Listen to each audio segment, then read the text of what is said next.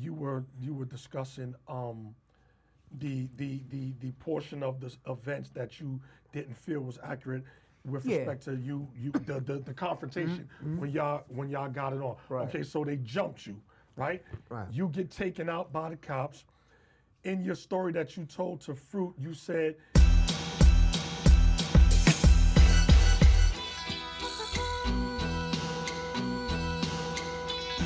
like they done been up in the mountains. Don't know nothing about the f***ing P now. Never seen none of y'all on no child line. And no y'all. You know what I'm saying? I done did this more than half a decade, baby. Okay. yeah, breaking bread with Yes, the homie sir. Brandon. Yes, sir. Right, peace. Yes, sir. Peace. Breaking bread. All right, peace to the peoples. Welcome to another edition of Breaking Bread with Black Knowledge. I'm your host, Black Knowledge. To my right, I have an esteemed gentleman, long-time friend and associate of mine. Introduce yourself to the people. Brother Brandon Taseti Muhammad, formerly known as by my slave name, Brandon Holmes, but Brandon Taseti Muhammad. So welcome to the podcast, bro. Good to see you, right? Yes, sir. Let's catch up a little bit with a little bit of history, right? Let's start with how far that you and I go back, right?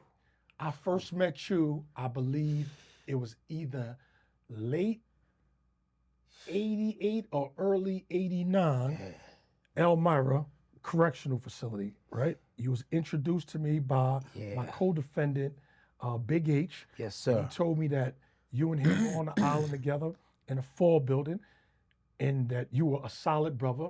You was from Brooklyn like myself, but you was just a stand-up individual and you was a good dude. Right. So based upon that introduction from H, I kind of watched you and I liked what I saw, right? Everything that H said you was, you lived up to all of that. And you know, we've been, although we haven't been in touch, but we've been comrades since Exactly. under my guise, 1989.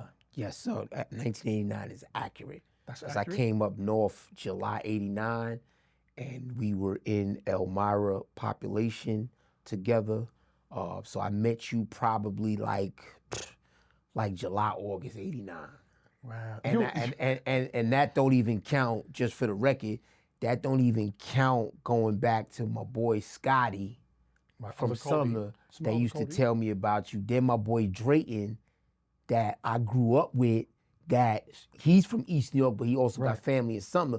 So the stories that I came up hearing, so when I finally met you, I can say the same thing. He met the expectations. A lot of people don't meet the height, but this brother has been solid all the way through. I wouldn't be here if he wasn't solid. Yeah, I definitely appreciate that. And that likewise goes to you as well, brother. So you said you was from Brooklyn, East Yes, New York. sir. Let's talk a little bit about your upbringing growing up in the East, man. What was it like over there in the East? Because here's the interesting thing, right? And we'll get to that. East New York, Brownsville, Bed-Stuy really didn't get along too well back in the 80s, man, right? forget And I about have to, you know, I don't know what history of it that you came in on, but when I was coming up in the 80s, like Bed-Stuy and East New York and Brownsville were kind of like rivals, and we were at odds. Like, right, I knew Tut, right, out there from out the East. You know, later on I met Big homie, yup. I met Knowledge that we refer to as A-Team Knowledge. Yes, sir. Yes, sir. right? Solid dude. Solid dude. Then I met a ton of dudes Great from friend of Brownsville. mine. Yes, sir. Ton of dudes from Brownsville. Here's the funny thing, right, homie? A lot of dudes that I met from Brownsville back in the 80s, name was Ike. I don't know why. What was it about the name Ike and brothers from Brownsville, East? Do you remember Ike with the half an ear? Of course. Ike was, let me just shout out to Ike and Ron Dew. Okay, shout out to Ike and Ron Dew. Brownsville's finest. Brownsville Ike finest. is, I got cool with Ron Dew, who's my brother. I got cool with Ron Dew based on Ike, because when that Coxsackie thing happened, Ike was right there. Ike went half an ear Ike. Ike man. Ike was in Elmira with us. So we gonna get to that. Man, yeah, I know. I situation, just but want to go ahead. give some background. So I don't know them from the street. We all kind of squatted up in prison. But getting to your question, Right. East Growing New York, up in Brooklyn, man. the East. Back You know. in the so you're from the era of the 80s, right? Late 70s, Yeah, early late 80s yeah. and all that? Yeah, man. And it was, it was a time when I came up, the A-Team ran the show. Do you brothers. remember like- who was at the helm of that? Yes, the sir. 18? Yes, sir. Because I used to, actually at 13 years old, I used to sell cocaine out of a spot between, what was it, Fountain between Belmont and the next block over. God, Belmont and Sutter. Okay. Fountain between Belmont and Sutter. You know, shout out to my boy Undy Jordan. He was all guard body back in the days.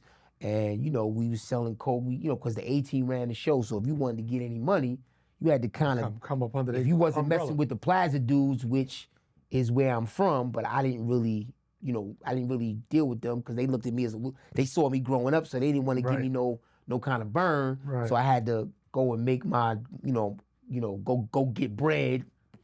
Yeah, I had to go get bread elsewhere, you know? Right. So I kind of like gravitated towards pink houses and Cypress more because, you know, I really liked to rob. That was really back then. I was like an adrenaline junkie. So they say, pardon self, they say that Brooklyn's dude first love back in that era that we came from was the robbery. We were introduced to the streets via the robbery game. Right. And my Plaza homies, they wasn't really big on robbery. You know, they was big. They more had like a Queens vibe. You know, they was live. There was some live steppers. Shout out, man. Rip to my brother, Big Shot Reef. Bless the day. Super goon from Plaza. One of the best brothers I ever met. But you know, they was on, you know, they was just on a different energy to me. I like that adrenaline. I like to take my money back then. Obviously now, you know, it's different. About being a But taker. yes. So giving a little bit more of context, you know, that was a time where, you know, K-Son on your end, you know, Hollywood, you know, bless the dead, he got killed. So there was a lot of tension. Facts. And I was, you know, running with the crews that was very upset with, you know, what happened. But taking it a couple steps back, you know, I grew up, you know, Little John was a brother from your projects who used to travel to East New York with Guy Tony, and we was real close. That's a fact. So I knew like Little John before I met any of y'all. I knew Little first because Little used to travel. So that was like, you know, always shout out to Little John. Free Little John. You know, so that was kind of like, you know, how it was. We was all going to Midtown and you know, we was digging pockets, we doing stick-ups, we hitting jewelry store windows, wherever the money was at. If there was a 40 Thieves in East New York, I had to fit in there somewhere. 40 Thieves, right? Yeah. So didn't that start? I believe it started Coney as Island. 10 Thieves in Coney Island, Right. 23rd Street, or Right. somewhere whereabouts. Because I used to go to Lincoln, Right. And when I was up in Lincoln in the 80s, I heard all about them thieves, 10 Thieves. actually 20 10, right. 30 Alibaba and the 40, you know, we think about Alibaba and the 40 Thieves, which was, you know, that's folklore, and maybe a little history. But if there was a 40 Thieves of E&Y, Little Brandon had to be in there somewhere because we was, you know, we was about that paper. Then things kind of graduated because I was getting so many robberies, getting in trouble for so many robberies. I had to kind of switch my game up. And I got involved with a crew out of East New York, out of Cypress, and you know, things, you know, was just crazy. It was just a time. It was the OK Corral out there. This is around what year you referring to? This is 88. Okay, 88. This was 1988, right before I got locked up. So a brief little synopsis of my story that led me to the penitentiary. You know, we was involved in what we was involved in, and I was coming out of a store after we shot.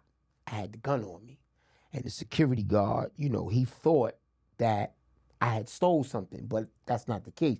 We had so much beef, we used to walk with the gun in our hand. So while my man is doing all the shopping, I got the gun on me and I got the hoodie, and we was trained to don't even pull, come through the hoodie pouch. So I'm holding the gun, walking through the store with my man, whose name I won't mention. The security guard stopped me, asked me what I had, so yo, don't touch me, and it just went from there. I got shot, he got shot, he died, I'm still here. And that's where you caught your case I was from? 16 years old in 1988 and went to trial. Because I had such a record at such a young age, they didn't want to hear anything about any kind of justification. They didn't want to hear anything about manslaughter. They pretty much forced me to trial on second-degree murder. And I think I'm one of the very few who got 25 to life. You know, most back then, dudes as juveniles, when you was 16, even though we was charged as an adult, if you was under 18, you might get 18 to life, 20 to life. I was maybe one of the few who got the whole quarter for something I did at 16. Right. That's correct. But when I was coming through, probably a few years before you, dudes was getting from 4 to 12, 5 to 15, 8 to 30, 25 for homicides. So like homicides was the end thing to do back then because they wasn't carrying a lot of time. Actual fact. Right? But they washed me up. Oh, they washed you on your first joint. And they gave you with the elbow at the end. 25 to life. Yeah. Okay, so all right, so that's a great transition to take us to at 16, you catch this you blew trial at 16? Blue trial. The case. All right, so you caught the case. Blue trial at 17, pardon. Okay, yeah. So you caught the case at 16, went to trial at 17, blew trial at 17, got found guilty. But while you were on trial or awaiting trial, were you out on bail on the streets or were you incarcerated? No, sir. I had a $250,000 bail. Okay. And plus I had a violation of probation hold. So my crew at the time, they was like, damn, bro, that's a ransom.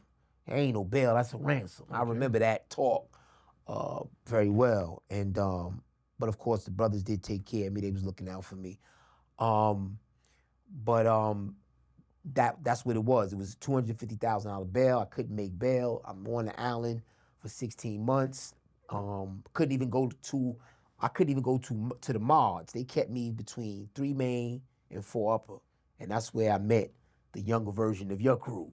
And that was going to be my next question. Yeah. Right? So at 16, I'm assuming they took you to Rikers Island, which would have been C-74 because that's where the adolescents were held. Anyone under the age of 18 at that was time, in C-74 at that time. At that time.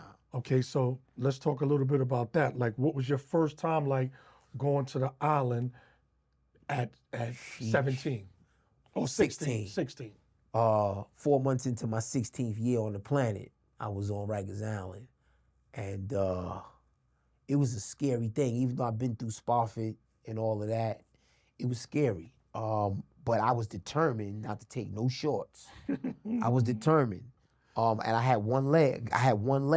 And because you were shot in the other leg. For the first couple months, they had me in as SAG because they didn't want me running around with the crutches. Right. For some reason, they treated me kind of different. I seen people with crutches all throughout the island, but for some reason, they was treating me different. They left me. So I hurried up and, did my best to rehabilitate my leg. I got out of the as SAG. I went right to 4 Upper. 4 Upper? I went right to 4 Upper, which was like, that was like you Who's that 4 Upper that you recall back then? Patty Hearst, blessed the dead. Tompkins' finest. Chill from Brownsville. Chill, okay. Big Freeze on the south side from Queens. I remember Freeze.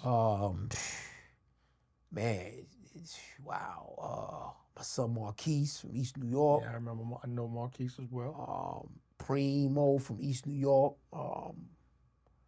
It was So y'all was deep. So was that like a Brooklyn house? Because everyone it was a Brooklyn Queens house. I'm sorry. Yeah. For the most part, it was like from Brooklyn. Yep. So they put me on which was good. I like it like that. They put me on the Queens side first. Okay. That was good. Why? I'm gonna tell you why.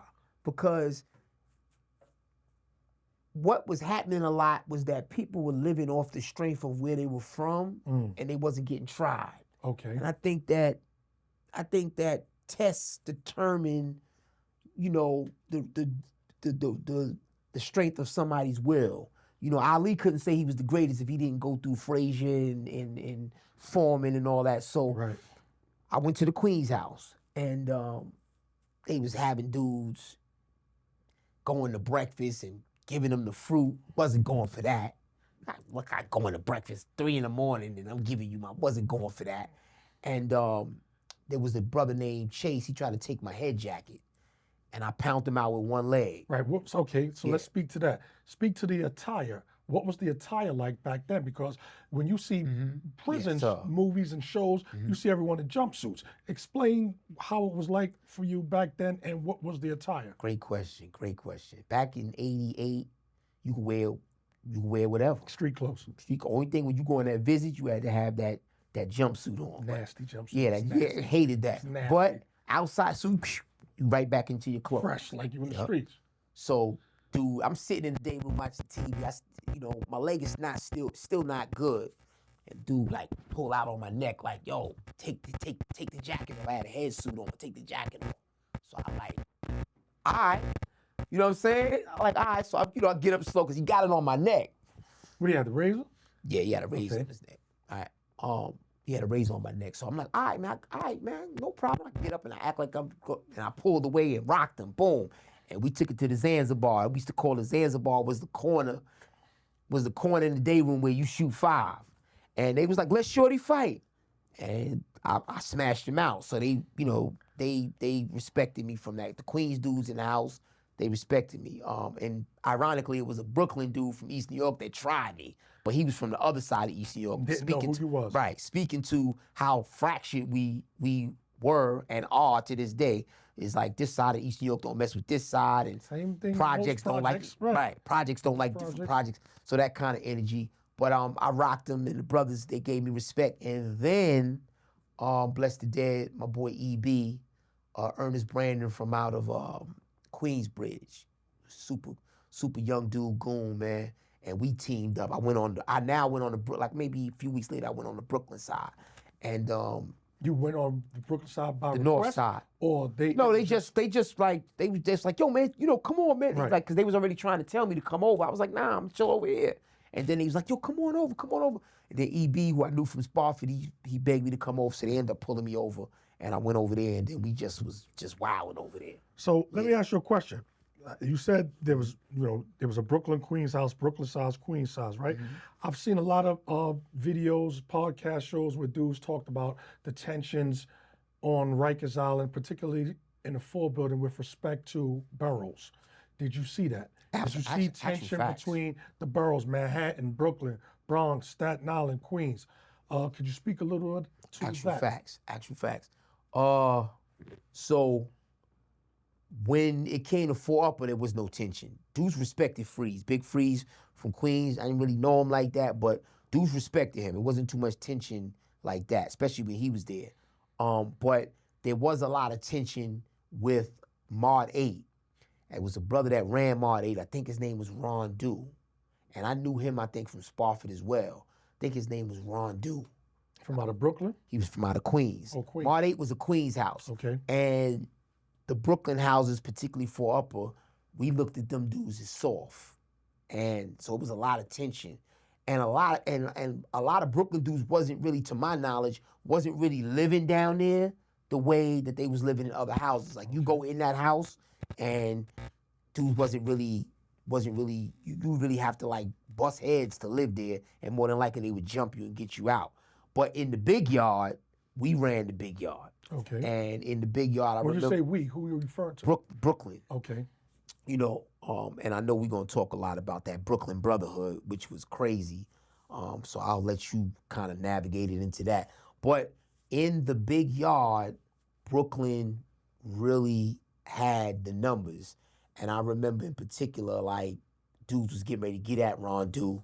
And if I got the name wrong, just correct me. This is 1988. There's still a lot of people that go back that far. I think his name was Ron Dew, but I remember an incident where they like semi got chased out the yard because it was getting ready to go down. Okay. All of them had to like get out first because it was getting ready to go down. I don't know if they did something, but it was a lot of borough tension. That was really because speaking to this energy, we're creative in fighting each other. We find ways to fight each other. On the island back then, it was really borough beef. It wasn't no racial beef. Then when we get up north, let me rephrase that. Ethnic beef, because Spanish-speaking indigenous people are black. They're our people. So let me just kind of get out of that saying racial. But a lot of ethnic beef, when we got up north, didn't really exist on the island. On the island, we was on some borough stuff. So yes, to answer your question, absolutely, there was tension between the boroughs. You said something that was very interesting to me, important with respect to, the Latino being black and things of that nature. Remind me to get back to that point, because it's a very important point that I want to make with respect to black people acknowledge and recognize or will readily accept as being black, and then people who don't accept being black. And right now, I'm not black. I'm Puerto Rican. I'm Dominican. I'm Colombian. Right. I might have some black ancestry in me along the DNA lines, but I don't consider myself black. Right. And I think that's where a lot of the divide comes in, right? But we're gonna speak to that. I want to get to the part of, right, let's talk about how what type of metal, not metal like metal, METTLE. Yeah. The metal muster like character you had to have in order to survive a place like Rikers Island in the 80s, right? Because you said initially a lot of times dudes came through and was trying to survive off of their reps or who they knew versus what they could actually do. Right. So Exactly. let's talk about a little bit about what type of metal that you had to have in order to navigate through a place like C-74 that was referred to back then as Adolescence at War. Adolescence at War. Your metal had to be strong. You had to be sturdy, to use the word that they use nowadays, because you would get into you would eventually be tried. When you go to court, when you by yourself going on a visit. So you got to be able to hold it up. Now you might be in your house and you might be safe, if you walk into a house and everybody knows you. Right. But that wasn't the case a lot, particularly for people outside of Brooklyn. Their numbers wasn't up. Okay. You know what I'm saying? That's just the bottom line. Their numbers wasn't up, so you had to be a sturdy character. You had to have strong ability to not kowtow to the oppression, because I seen horrible things in those bullpens. I've seen people make people eat things and spit in their mouth. I seen horrible things, and I said I would never go for that. So you have to be a person that has you have to have a tolerance level. Right. You have to be, like, was it Popeye that had all I could stand? So You gotta have that type of energy, or you gonna be a victim. Yeah, they were swabbing dudes. They were swabbing dudes in the dorms. And for those that don't know what swabbing is, that means they take a swab bottle. Yeah. And they sodomize you with that, bro. Yeah, I that heard was the stories. happening. I heard the So stories. you gotta have a level where, yo, bro, I'm not going for that. That's it. And not that in particular, but you just gotta have a tolerance level where you just say, yo, I'm not taking off my sneakers. I'm not gonna give you my chain. Right. You're not gonna talk to me any kind of way. Okay. And you gotta be willing to do what gotta be done. Right. So beginning everything in the name of the creator of the heavens and the earth, I always like to bear witness that regardless the land, label, or language, there's one creator. Those are unifying words, that's unifying energy, that's unifying spirituality. I also like to stick to the things that brought me success, that helped get me through, that helped me cope with prison life, and that brought me success. So Islam has brought me success. So I try my best to begin everything in the name of the creator of the heavens and the earth. And I meant to do it, but we got kind of caught up in the story. So now I'll pass the ball to you, brother. Okay, peace. That was definitely peace. I definitely appreciate you bringing everything under that realm. So we have it's like we have a force field around us. True facts. So the question was, with respect to the numbers of Brooklyn individuals versus other individuals. And the reason I'm asking the question is because, again, I've heard a lot of the stories about borough beefs. And the borough beefs that I heard with respect to C-74 were primarily Brooklyn versus the Bronx. What was going on at that period of time, and what was that energy like that caused all of those rifts between Brooklyn and Bronx that ultimately carried upstate and that probably transitioned into some of the situations that you went through? So let's speak about that. Those are two big boroughs, and the Bronx obviously got a lot of tough individuals coming out of the Bronx, and Brooklyn, a lot of it was ego, a lot of it was probably controlling who's gonna control, the rackets in the building. Sometimes it's over robbing somebody over jury. and you holding your man down, I'm holding my man down. I remember one incident in particular. Brother from out of the Bronx, he did something to a brother out of Fort Greene, and and I chopped him up real bad behind what he did, and then Bronx dudes wanted to retaliate. In that particular instance, we just was too strong in the building. But I heard after I left, there were some serious two-sided wars that went on between Bronx and Brooklyn. And what year was this that you left? I left July 1989. Right. So that's then afterward, the generations afterward would have been the Fruquans and the hook-offs and all the dudes and the little killers and all them dudes with their stories from the C-74 war with the Bronx dudes. So you weren't there. John Rambo, salute to John Rambo. He was there when I was there, but he really exploded after I left. I remember him. He was holding it down. He wasn't no punk, but I really started hearing his name a lot when I was up north. He was really going crazy. So you had him and a few other dudes whose names I can't remember right now. But they was sturdy dudes from the Bronx. And, that's a fact. It was strength on both sides. All right, that's interesting to note because I see a lot on YouTube and I'm like, I don't remember, right? Because I was on the island in the 80s. I was in 86, 87, I was in a 4 building. I turned adult and they sent me to Brooklyn House. From Brooklyn House, I went to HDM and I spent most of my time that I did pre-trial and before I blew trial, got sentenced and went up top in HDM. So I spent a year and a half in HDM. So I think that was an advantage and a plus for me because I was around older dudes that handled things differently than the way we was carrying it. In the 4 building, I was Adolescence. Them dudes over there in HDM helped shape me into manhood. Knowledge, we not doing that. All that kiddie stuff they did over there. They was killing dudes in HDM, straight up. Right, I know that for a fact. It was a lot. We was giving out the business over there. So it was so foreign to me. But I was like, damn, that was the era, kind of not far from where I was, and I don't remember having tensions with dudes from the Bronx like that. So I was trying to see if I could pinpoint where all that stemmed from. Yeah, it wasn't and I maybe I need to dial it back a little bit because honestly, it wasn't as magnified as people make it.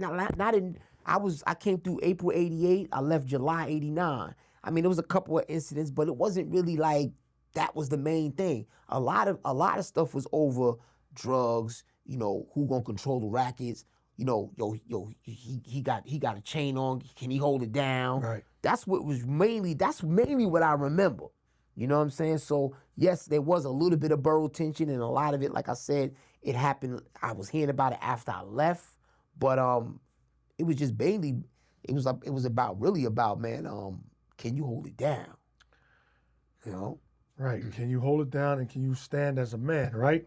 Actual individually, because anybody can do stuff with groups of individuals and whatever. But can you? The way I was taught, right? Because I was groomed by men in HDM, and it was all about knowledge. You have to be able to stand on your own outside of the crew. Like right here, they say, well, can you hold your own without that gun that you had in the street holding you down, right? Are you willing to fight? Are you willing to be that same individual that you were when you was running around slinging that steel? My experiences, a lot of dudes that were doing things in the street, when they got to prison, some of them weren't like that. It wasn't they were folding, and I was like, damn, I looked up to certain dudes, and then when I ran across them in prison, they just shattered that whole image that I had of them because, to me, damn, you was frauding all this time because you're not really like that. And I'm more scared of a gun than a knife. Right. Because the gun is, the gun go instant. Yeah, right. If you hit in the right spot, take you off the joint. Okay, so now, so that was for the most part your time in the 4 building, right? And you said that you maybe had an instance where a dude tried to try you for your jacket or whatever, and you went out. Were there other instances where dudes tried to take something from you? Because when I remember meeting you, you were small, short, in height wise and such. So oftentimes little short guys are looked at like easy prey. So did you have instances where dudes might have thought something was sweet about you because you was short in height and stature and they wanted to try you? Nah, because they quickly learned, like you know, they say respect is earned, and I believe that was big on the island. And it was to a point where, okay, he's a little guy, and they even was calling me Mouse. I was so little. They called me Little Mouse, and they used to call my partner Courageous Cat.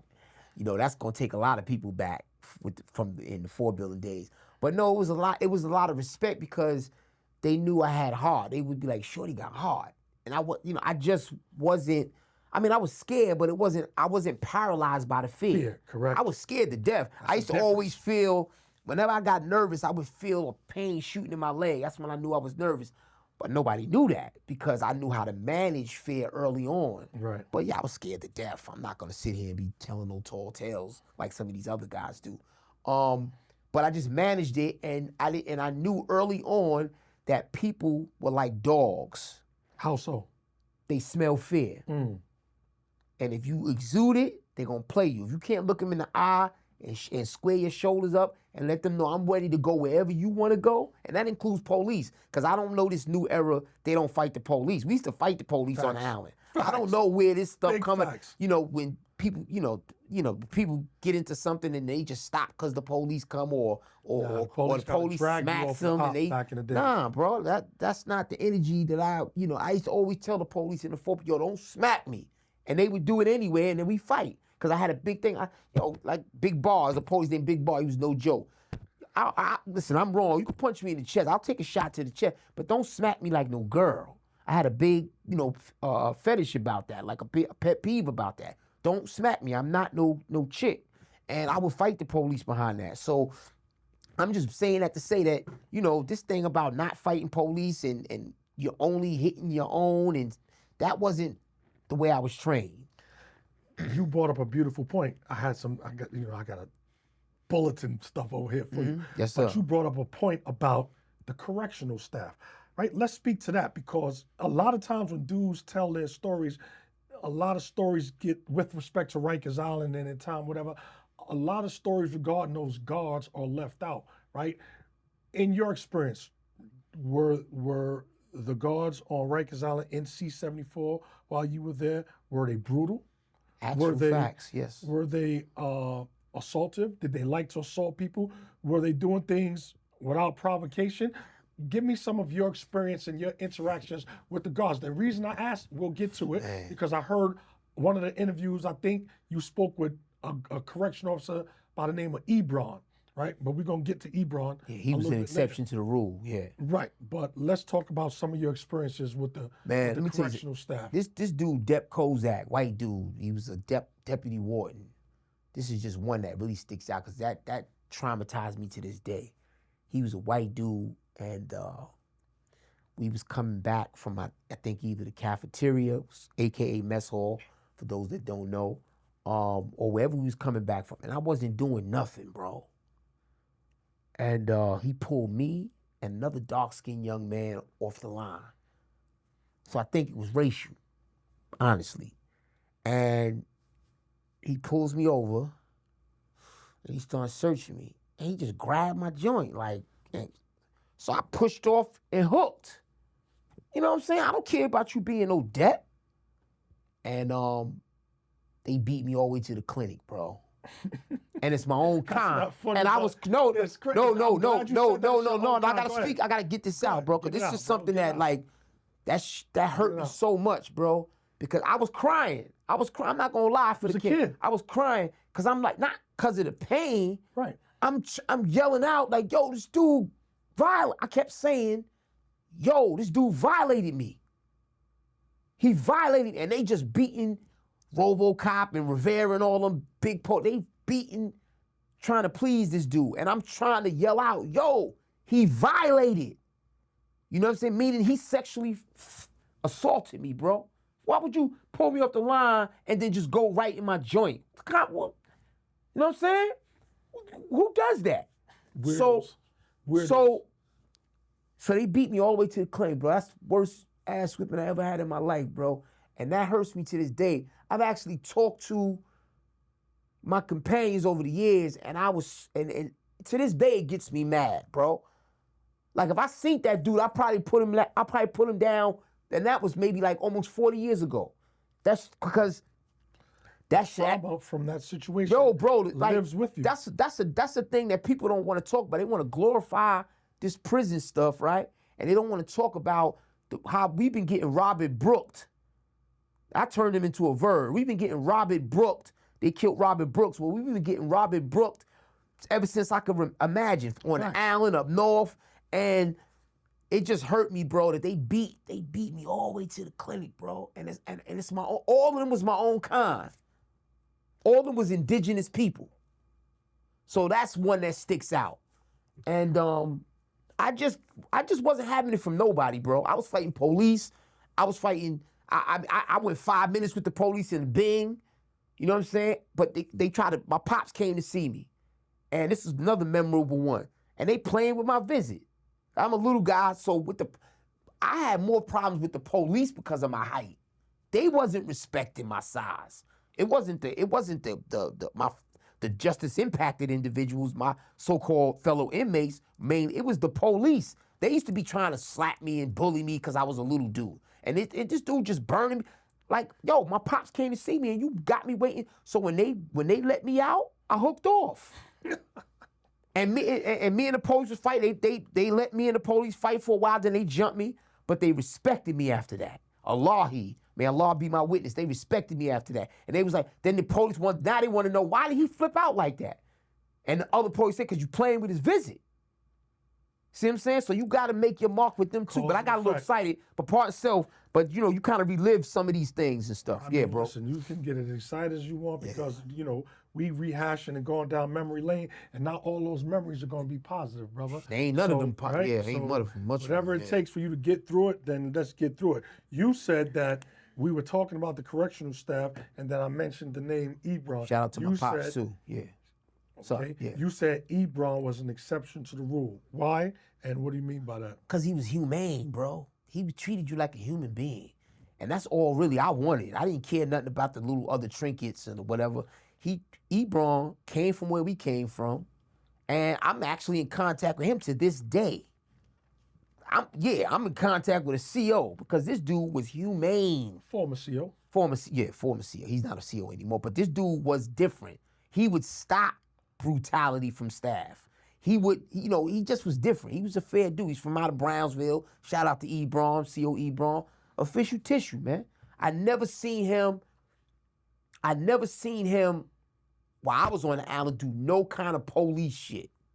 Pardon my language, because I try not to curse as much as possible, but I never saw him do anything like the rest of them police was doing. I've seen him stop things, and he always treated me fair, and he treated even people that was quote unquote considered crabs. He treated them fairly. He didn't some police was just showing love to the dudes that were strong or the dudes that had props in the building. But he was fair to everybody from what I saw. Okay. I mean, those are respectable and commendable traits, right? And I wasn't there with him, so I can only go off of your experiences. And the honorable individual that you are, I'll take it on face value that it was. If I'm shouting out Jake, he was fair. I ain't shouting out no Jake. We don't do that. I mean, in my travels, I've come across some COs that were actually fair, right? That I gave a second look at and thought, all right, well, these dudes aren't right, because you don't just supposed to just lump everyone into the same category without individually assessing each person. Actual facts. Because how can you just lump somebody just because they got on the uniform without getting to know that person? But now, on the flip side of that, if you got a bunch of those guys that are in that same uniform and they running around like a gang doing gang things, then you're gonna look at them as such. Okay, so we spoke about your time on Rikers Island and some of the things that you experienced, some of the things that you saw with respect to fellow prisoners, inmates, as well as the staff. Your whole time in the 4 building, did you take advantage of, or were there any programs that you could take advantage of at that particular time to advance your mental, to collectively get you a little bit more intelligent and in tune for your bid up north and ultimately your eventual release further down in the future? Great question. And the answer is yes. I actually took the GED test the first time In the in the Fort Fort Building. Did you pass I on the first building? failed by a few points. Okay. And then with H, that's how we was in school together. I took by October 89, I got my GED. So that's a great question. When I was in the Bing, I was reading a lot of books. But when I first started reading, What's the Bing? oh, sorry, that's the punitive segregation unit. I know what it is. No. I know. We got to be talking to, so the people that may not know. So the Bing is punitive segregation, solitary confinement, those kind of things. 23-hour, 24-hour lockdown. So when I was in the Bing, my mother's a school teacher, so I was always kind of academically inclined. But because I wasn't reading like that, I noticed that my comprehension was kind of shot. I tried to read Shogun. In '88 in the Bing, and Shogun is what? Shogun is a classic book by James Clavell, dealing with the first engagement with the Europeans and the Japanese, the Portuguese, and how they were all squandering to how they were all scurrying to get control over the islands that the Japanese allowed them access to, which I believe was Hiroshima and Nagasaki. But it was a great book, like 1,500 pages. And I couldn't get through it, and I'm in the Bing. But now years later, I read it like 4 or 5 times. So I realized that when I went back to my adolescence, I said, damn, your reading you was so not going to school and being such a knucklehead that your reading was not up to right. But because of all the reading that I was doing in the Bing, I think it allowed me to get close to passing the GED test, which I ultimately got up north. So great question. So you passed it, the GED, when you got up north? I passed it, yes, sir. All right, so you mentioned you and H in school, right? Tell me a little bit about your interactions and how did you and H meet? Because again, you brothers were from East New York. You made mention of some of the things and some of the people that had you guys hot on your end. We were from the Star. How did you and H come together? What made you guys like each other? And how did you form a bond and click? Because we all realized early on that we was from the same nation of just not caring. We had heart. And I was from East New York, and there wasn't really a lot of East New York in the building like that. I need to say that. That came later, but it was like really Bed-Stuy and Brownsville was really in the building. But we just got cool because I saw he had heart. H was kind of big. He had a DFY. But H was a big boy back in the day. He had heart. We just kind of like fell in love on some brothers because it was like, yo, he knew I had his back. Then me and Scotty, I don't know where the hell Scotty is. I thought I had saw him one day driving in Brooklyn, but it wasn't him. He got a twin out there. Yeah, Scotty, Dwayne Dobbins, that's my man, Dwayne. But we was cool, real cool, and then it just like, the big Weebo, we all just was mad cool. They just liked me. They liked me and I liked them because we got busy and we held each other down.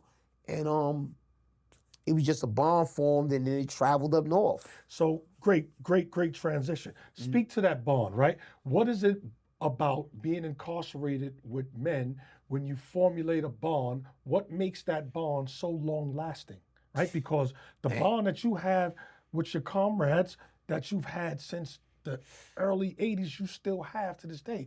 Whereas a lot of times in the streets, dudes' relationships are squandered and they go opposite ways over petty things. Right. How is it that dudes incarcerated are able to formulate these long-lasting bonds that last a lifetime? I recently heard somebody speak to it, and I think they had it. It was accurate. It's like we eat together. We work out together. We sit at the table together. We go to the movies together. Back then, you go to movies together. We do everything together. It's like, like the person that expressed it, you throwing a soup to your man when he hungry and he in commissary's a couple days away and you know his ribs is touching, and you throw him that soup or you get him that sandwich after locking. That's, you know, when you eating that tuna fish sandwich with them, somebody make you a tuna fish sandwich with onions cut up and mayonnaise, and you starving on wheat bread, and That's a luxury You meal. be like, yo, I love this dude, man. He came through. Say you down some Kool-Aid or some Tang. You know, it be the little things.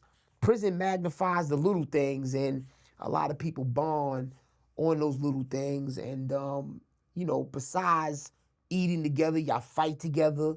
You know, y'all stress out about y'all girls together, not getting mail together. You know, y'all wait on visits. Y'all do everything together, bro. It's just it's a wonderful bond that's formed. It's like something good comes out of hell on earth.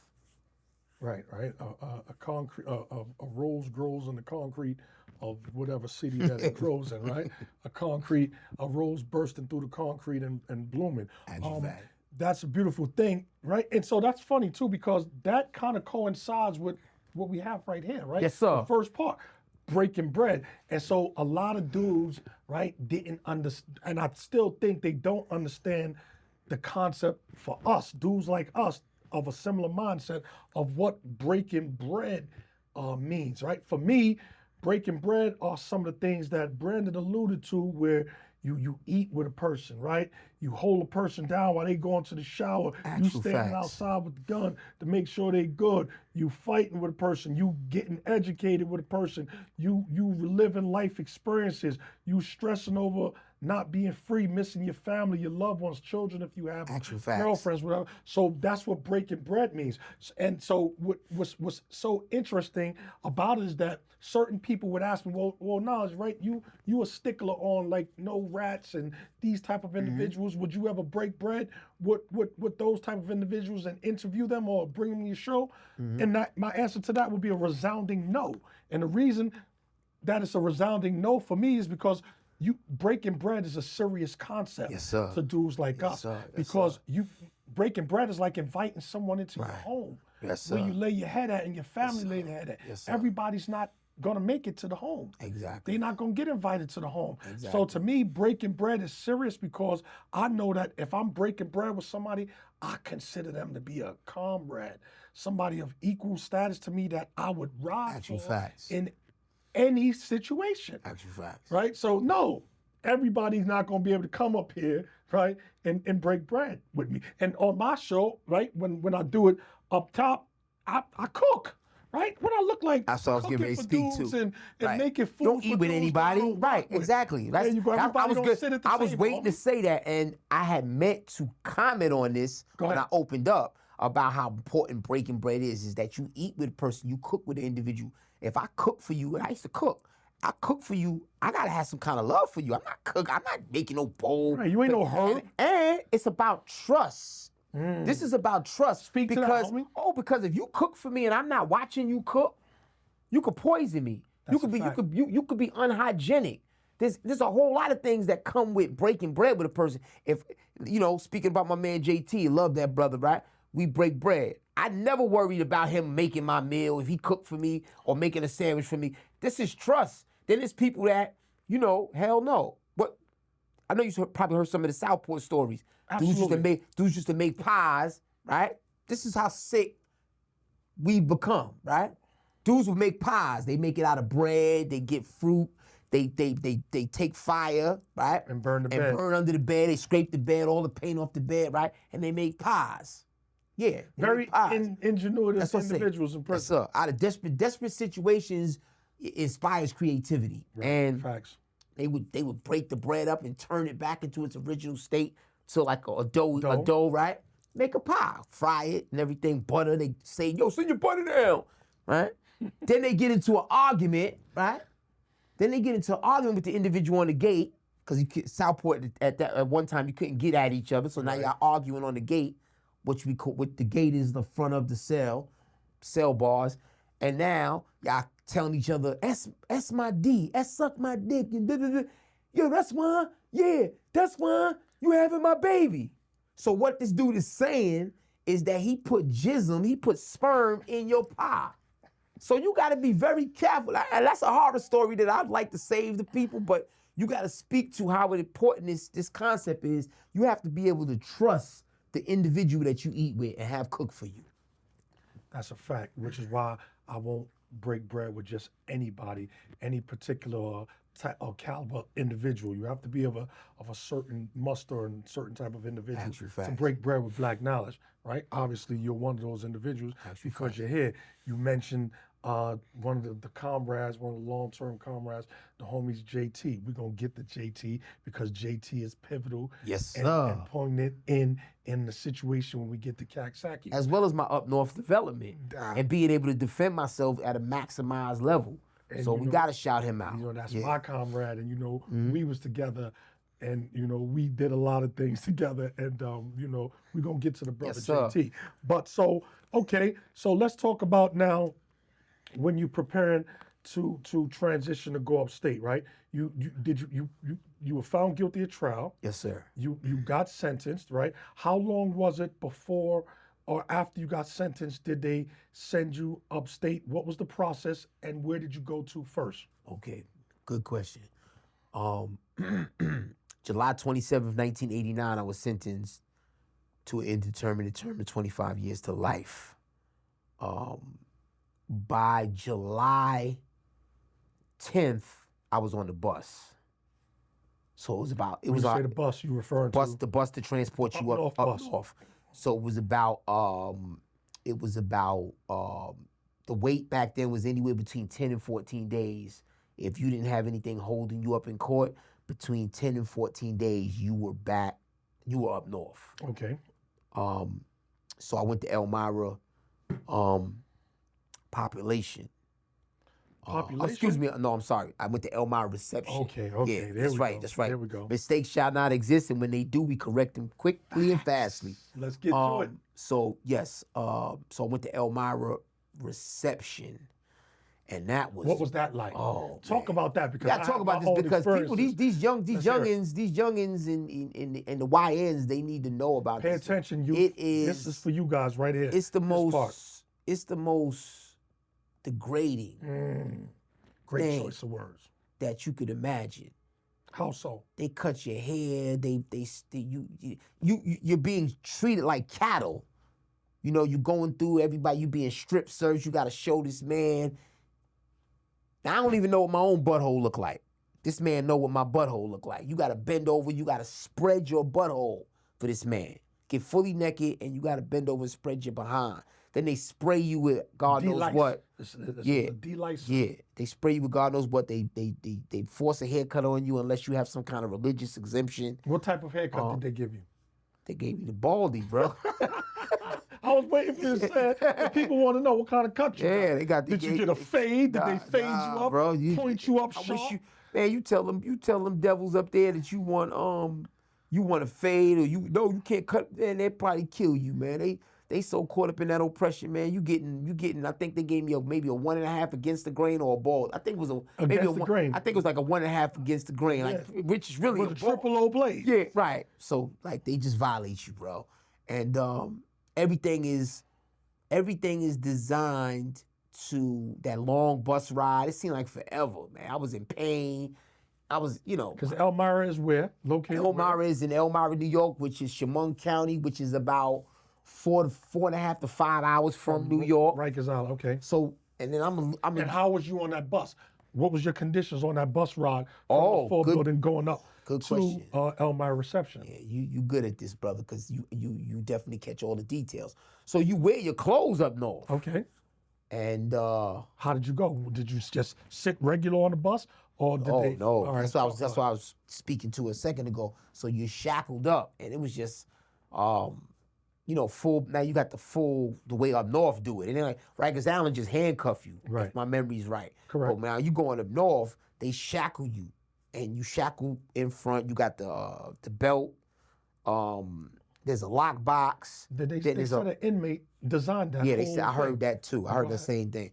Then there's like if my memory's right, there's a lock box on your hand. So the movement is severely restricted, and that was like a painful process for me. because I wasn't used to it. I couldn't move.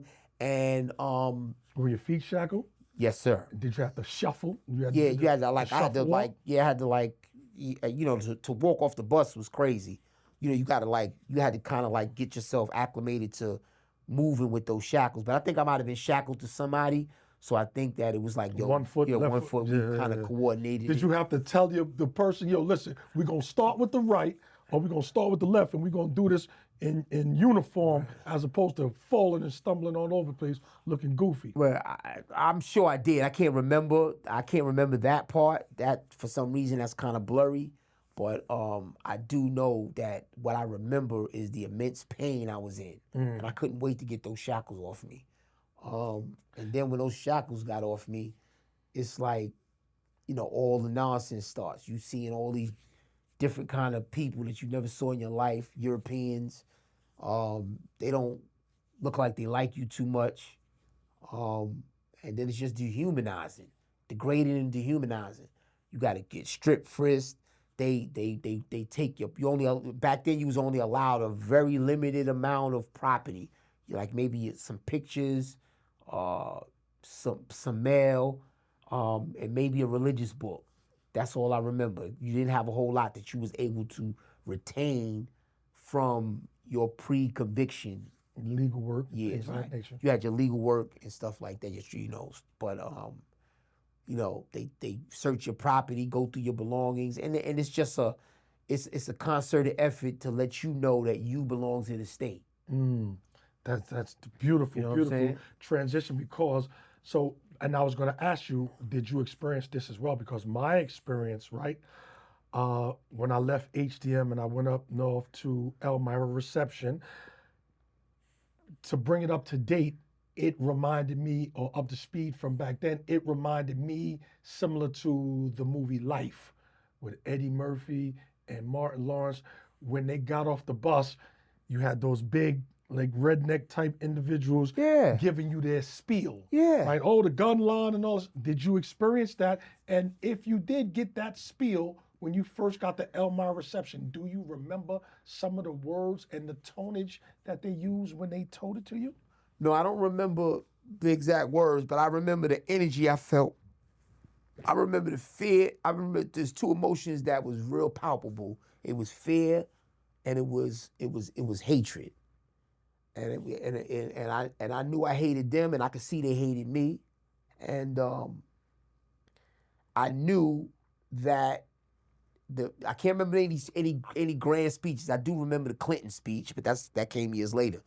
But I don't remember verbatim any speeches, but I know that I got the sense that if I did anything where they had an excuse to hurt me, they was all in for that. Okay. And that's what I was alluding to. That's what I wanted to get to. Because my experience was that when they brought you off that bus, and as you're exiting the bus in the shackles and going down the stairs, they're already yelling, barking orders and instructions, and they do it at a hurried pace, knowing that your movements are restricted, so that they can. For me, it felt like they were looking for any excuse or reason to make an example out of someone. Yes, sir. And go upside somebody's head. That's right. And there was Yes, a sir. couple dudes that, Right. was bucking. They was like, man, you're not gonna be talking on crazy. And that was it. I never saw them dudes again. And they wound you up in front of everybody else. And to me, that was very, very significant because I read a lot. You know, I was a well-read and studied individual as a kid, and I read a lot of different things, history as well. And some of the history that I read about slavery, I said to myself, damn, when I went through Elmira Reception, I said, damn, this is really slavery right here. This is how my ancestors felt when they were enslaved, and some of the processes that they may have experienced and gone through, right? Because wow, and that's crazy because that was in the 80s, right? I'm like, damn, this is like legalized slavery. The way they talking to you, handling you, treating you, and looking for any excuse or reason to put hands give and you feet the on business. Okay, so we got through that portion. How long did you stay in Elmira Reception, and where did you go from Elmira Reception? What was the process while you were in Elmira reception? Did you have to take, like, because it's called Elmira reception for a reason. Was that like a classification spot where they assessed where you were and where they were going to send you? How did that work? Yeah. To your memory? So it definitely was a orientation reception facility. We stayed there for a few weeks. I remember seeing a counselor, and then they would ask you if you had any enemies. They would ask you a bunch of personal questions. They would tell you, at least this counselor told me, a certain individual was on my separation list, which was an individual who had turned state's evidence on a case where he wrongfully convicted two of my good friends. And basically, I remember going through, like, seeing a counselor and just waiting. And then you would see people leave every day, and then it was like a waiting game of guessing on where you would go. Right, because they were sending people where. Right. Everyone wasn't necessarily going Right. next door to Elmira population. Right. In your experience, where were dudes going? Some guys were going to medium facilities, minimum facilities. They were going, to other maximum facilities. Some people went right next door to Elmira population. And I was one of those individuals. I went right next door to Elmira population. What was that like, that first experience walking into Elmira population after having gone through Elmira reception for a couple of weeks? Well, first I went to C block. Right, C block was like the mess hall block, cafeteria block, where the cafeteria workers lived. And it was kind of like an orientation before you went to whatever block they would designate you to. So I was on the C block orientation block. And I remember one of my homeboys from East New York, he was there with me. I think he ended up going to G block. And I remember the police, like, they tried to get at him. You know what I'm saying? They tried to get at him. They didn't hurt him, but they tried to, like, give him some, like, bad energy, like searched him rough and, try to make him do something so they could hurt him. Right. So that kind of reaffirmed, and then I saw other things in reception, so that kind of reaffirmed in my mind that, yeah, these police, they not here to do anything but look for an excuse to brutalize us, to degrade us. Just like Dep Kozak did, that I told you about in '88 on the island. So I quickly learned that's what was going on. It's about divide and conquer. It's about, and I want to speak to that a little bit later. It's about divide and conquer. There's a minority of people running a majority of people, so you keep them conquered through divide and conquer and through terror tactics.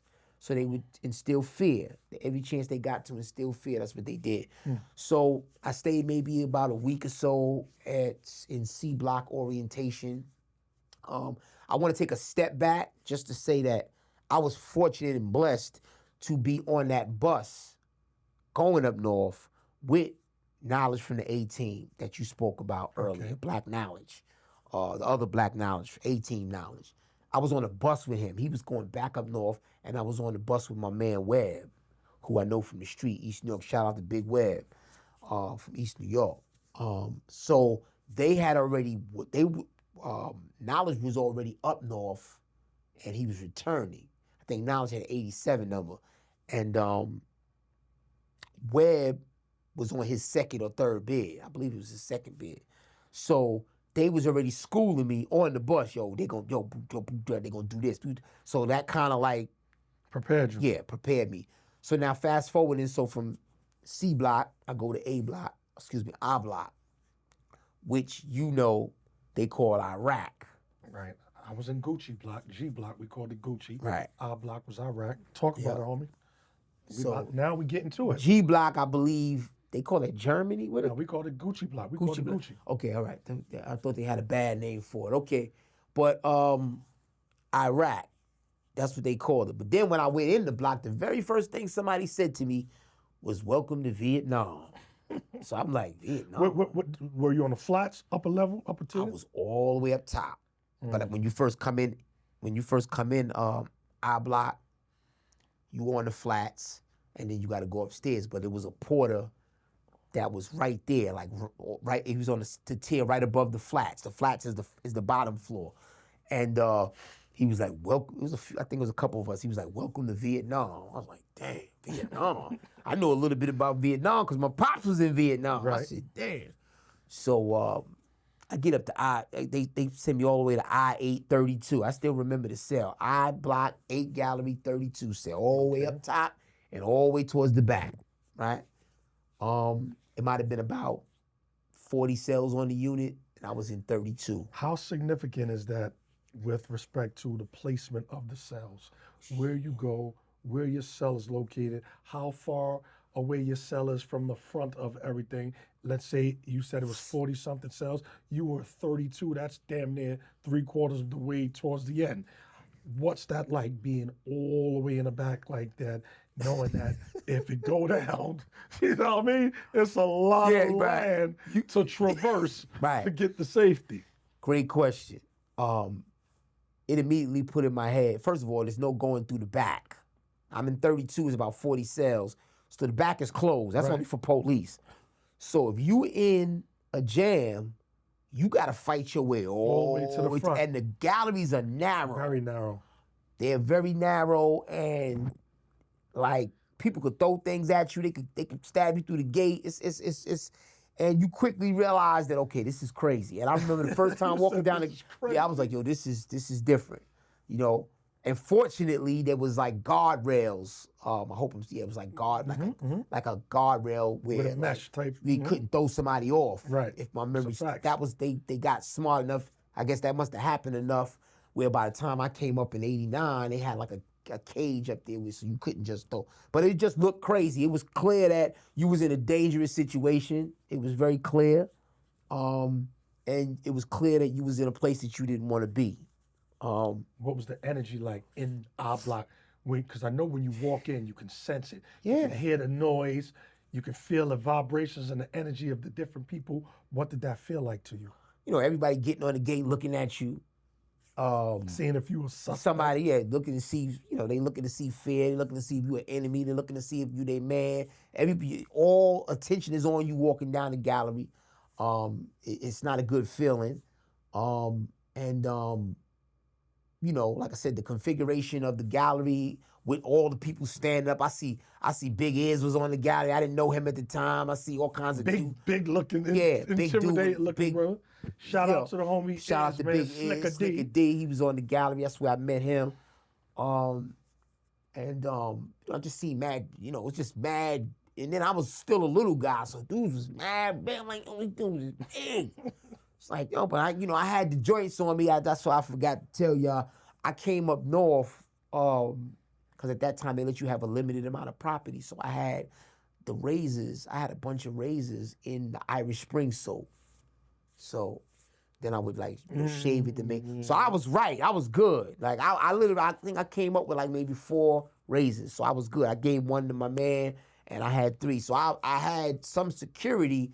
Sometimes you need that, man. Some security is like, okay, listen, if this dude beat me down, at least I can cut him. You know what I'm saying? Because these dudes were big, man. They was already up north for a couple years. Working out. Yeah, bro. Hitting the bar. So, so it was scary, bro. It was scary. I saw JT on the gallery and I said, oh, that's a familiar face, okay? You remembered him from where? He was in the 4 building for a while. Okay. Did you guys interact in the 4 building? Did you know him there? Not much, but we was cool enough where... You remember him face? Yeah. His face and said, I remember that guy. We didn't have any problems. Right. And then Killer Ben was right under me. I was in I-832, Killer Ben, blessed the dead. He was Shout out to the homie Killer Ben. He was in I-632 right under me. So Killer Ben showed me mad love. He remembered me. So that's kind of like what, got some more people to be like, okay, all right, little bro, we're gonna give him a chance, Right. He's still gonna have to still gonna be tried. So within maybe a few weeks, I got a package, and that's where all hell broke loose. I'll get to that at the appropriate time. I mean, we Oh, go. so- The stage is yours, brother. So we mom's, transitioning now. yeah, so mom's, got me a package. I got, food, the things you need, nylons. You remember the nylons back in the day? Had a lot of nylons. So I got my nylons. up top. Yeah, you know what I'm Red saying? nylons. Yeah, I had all the colors. Green, yellow. So I come back one day and, because I used to wash them out, put them on the line, come back and those stole my nylons. A nylon was like a sheepskin Yeah. in prison back in the Stole day. my drawers, bro. No, that's crazy. Telling you, man, they stole the whole set. That's crazy. Like 2-3 I'm not pairs. niggas taking Bro, they nylon- stole my drawers, taking bro. Nylon drawers is They crazy. didn't just take the tank top and That's the t-shirt. crazy. But go Right? ahead. So I said I had to, and I want to say this to the audience: sneak thieving is a disheartening thing. To be a victim of that, it's like somebody going in your home and burglarizing your home, and you come in. The first thing you want to make sure ain't nobody in there, but that problem isn't a problem in the cell because the cell's so small. see. You know nobody. You look under the bed, okay, ain't nobody under the bed. But then you quickly, you trying to figure out, you looking around your cell to see if maybe you misplaced it, and then you like, somebody robbed me, bro.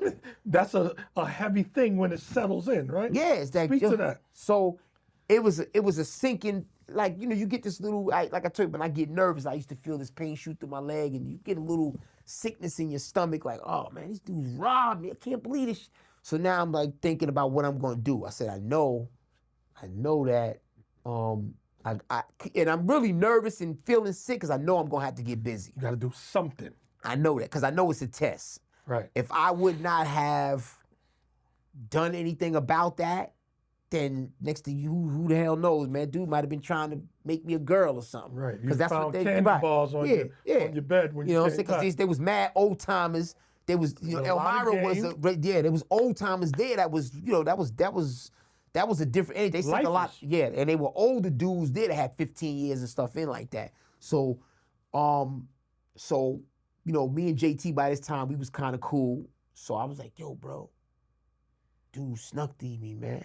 I need something. You know what I'm saying? Because I knew that I didn't want to just, I need something, man. Yeah, so, and I kind of, Because you had the razors. right. So I came to him also for like advice. Like, Right. yo, what, dude snuck me. I don't know who did it. He said, stab the porter. Who said that? JT. Shout out to the homie Shout out JT, to He said, bro. stab the porter. You stab the porter, Solid dude. you're going to get answers. So he gave me. So JT advised you to Stab the porter. who you didn't have any concrete evidence or proof that was the actual person that robbed you. Actual but fact. JT advised you to stab the porter so that you could get answers. Yes, because the philosophy was, and the reason why it wasn't healthy to take a porter spot unless you could hold it down, and you know this, Facts. is because if you take a porter spot, you kind of like gotta police the Suspect. gallery. Yeah. If you see somebody sneak thief, if you want that spot and you want the luxuries that come with it, you have to, part of the job description is you gotta be on point against the burglars. And you gotta be willing to report the burglars, not to the authorities, but to the peoples, or otherwise you're deemed to be involved. Facts. So that was the rules in prison back then. It probably still the rules. So he said, stab the porter. And I didn't ask no questions. I trusted homeboy implicitly. He ain't never tell me nothing wrong yet. I said, well, I ain't got a knife. He said, I got you. And JT, you a wild boy for that. and to my luck, the porter, shout out to Down Low from, I think he's from Uptown. This was the biggest dude in the block. This dude was a bodybuilder, and I mean, is serious about it. He used to read all the Muscle and Fitness, and why he gotta be the porter? So I stabbed him, he walked by me, I spun, stabbed him in the back, boof, and was chasing him down the gallery, stabbed him, right? So he started kicking, then dudes people got in the middle, yo, what's the fuck going on? So, And what was did you give a reason as to, when they asked you what was going on, did you give a reason as to why you was assaulted? I said, nigga snuck me. I said, nigga snuck me. So he was a well-liked individual. So now the Spanish dude, because it was a Spanish dude named Kike, bless the dead, that I ended up going to war with him a little while later. Kike was the instigator of a lot of racial shit, but he also you know, he was cool with Down Low because it was me, Kike, and Down Low. And so Kike was gonna get into it, then JT, then Twin, old timer Twin. Boxing twin. Dark He- skin slim boxing yeah. twin. He good with his hair. He got a twin brother from, I think originally from Yahoo. Back in, all right, yeah. So it was his knife. So he was a little upset because JT gave him my knife, but Gave you his knife yeah, he gave me Twin's knife. without twins' approval or knowledge. But that's when I knew JT was my man. JT said, all right, I'm gonna figure this out later, but I'm gonna give, cause he knew who the porter was. See, JT knew he had to give me something good. Cause if I would have came and homie with some, you know, with a toy, he would have beat me and the gun up. This dude was big, bro, and I was real little. Like you are now, but like crazy, bro. And so I ended up chasing down the gallery, and so now people getting involved, the jailhouse politics, and number one thing happened. The first thing, I got answers. So I ended up from everybody. Whomever. Now all of a sudden everybody got answers. Now people, before when I was like, yo, who got my stuff? Nobody had nothing to say, right? But after you took decisive action, stabbing the porter. I got answers. They was like, yo, them dudes in the back, they stay doing that. So I stabbed them up. That came later. But I had the first now because they worked out a political resolution. They was like, okay, listen, it was a mistake. You didn't get hurt that bad. So y'all just shoot the 5. So I think I told you this story, or I told somebody this story. So I had to shoot the 5 with this big dude. So we go at it. Now I got hands, but the size differential was crazy. So I'm catching them, you know, I'm moving. I'm trying to, I'm coming overhand, and then he just caught me. Boof. Dropped me. I got back up, and I'm still. They was like, "That's enough. That's enough." But they respected me because they said, "Oh wow, this little dude went at it. Yeah. With a dude 3 times the size. Yeah, they respected that, and then I kind of got my props. Then once that was resolved, I ended up stabbing the dudes up that actually did the sneak stealing. and got some of the stuff back. That's how crazy it was. Oh, they had it Yeah, in their cells? Stuff they was testing me. I always believed they was just testing me to see if How what far I was you going to do, and how if I far you didn't was do gonna go. nothing, then they was gonna just start trying to extort me. I would have been giving them a commissary. They'd have been giving me a commissary list. You know what I'm saying? So, okay, so that in essence was your first stabbing or your first assault of another individual in upstate. I'm quite sure you did your thing on an island. Right. We spoke to that. Now you upstate, right? You got snuck thief. First time you have to put some work in, you bang out the porter, right? And then ultimately later on, you bang out the dudes that you found out were the actual ones that Yes, stole sir. your stuff. Yes, sir. What happened after that? And the reason I'm asking this question is because after that first stabbing, in your mind, did it become easier for you to do that? Did you say to yourself, well, I know that if I have to really stab something, I could do it and don't have to think twice about it and won't bat an eye about doing it? Did it become easier to do it after that? Well, unfortunately for my soul and my spirit, that wasn't my first stabbing. I had stabbed people on the island. You know what I'm saying? It's like, I'm not trying to celebrate. That's why I say unfortunate for my spirit, and may the Creator forgive all my craziness. But I stabbed people on the island. I poked people with ice picks. I just never remember. I never had anything serious. I didn't have a weapon that ended up killing somebody. But I poked quite a few people up, when I was in the Fort building. Each time you did it become easier to do from the first time that it was done? It was always easy for me because it was always deserved. That's the crazy thing. Some people talk about the first time, I just was, no, because anytime, whatever I had to do it. Right. So I didn't get caught up in the morality of, oh, was this right? No, it had to be done. Because I didn't run around, only a maniac runs around just stabbing people for no reason. Anytime I poked somebody, they did something to me or they violated in some fashion where I was able to live with myself. Okay, great transitioning because now we speaking to conflict, right? I heard the story and watched the story that you did with the brother Fruquan Yes, from sir. out of LG, great Yes, sir. story. Shout out to the brother Fruit, little Yes, bro. sir. Fruit, You already salute. know what it is. Yes, sir. Keep doing what you're doing. Great content, and that was a great interview. Right. And in that interview, you gave a condensed version Right. of, I'm you with know, what we're here today primarily to speak about, right? Yes, sir. But before we get fully into that, in the condensed version of the story that you gave, right? What I found was that other content creators would go and take, you know, bits and pieces of the story that you and Fruit did, and then they would run with it. And what I found was that the way they were running with it was incorrect. They weren't running with the facts. And being that I knew the facts, because although I wasn't there in the in 1990 during the actual riot, I was peoples with you and JT and G and all the individuals that was involved in that situation. So I was getting the kites, and I was well abreast of and appraised of that situation. I knew all of the players. I knew what it was, what it stemmed from, and why it came about. So some people believe that the incident that you got into in Coxsackie was a direct result of an incident that you personally had with that same individual who went by the name of Mike in Elmira. Let's talk to that, right? Okay. Clarify that, because I know that wasn't the facts. Right. Did you and Mikey have a issue in Elmira? No, sir. Okay, You know go the ahead. deal. First thing, I think, to give a little background, people need to understand how tight the Black Brooklyn network was. Okay, go You know, ahead. we communicated with each other. So because people may not really appreciate how much you knew, not even being there, because they don't understand the levels that we would go through to communicate with each other, to make sure that somebody go over there, they held down, or we followed up on each other. We checked on each other. Network. Yep, right. The Brooklyn, the Black Brooklyn network was serious. So that would speak to why you were so abreast on a situation that you wasn't directly involved in.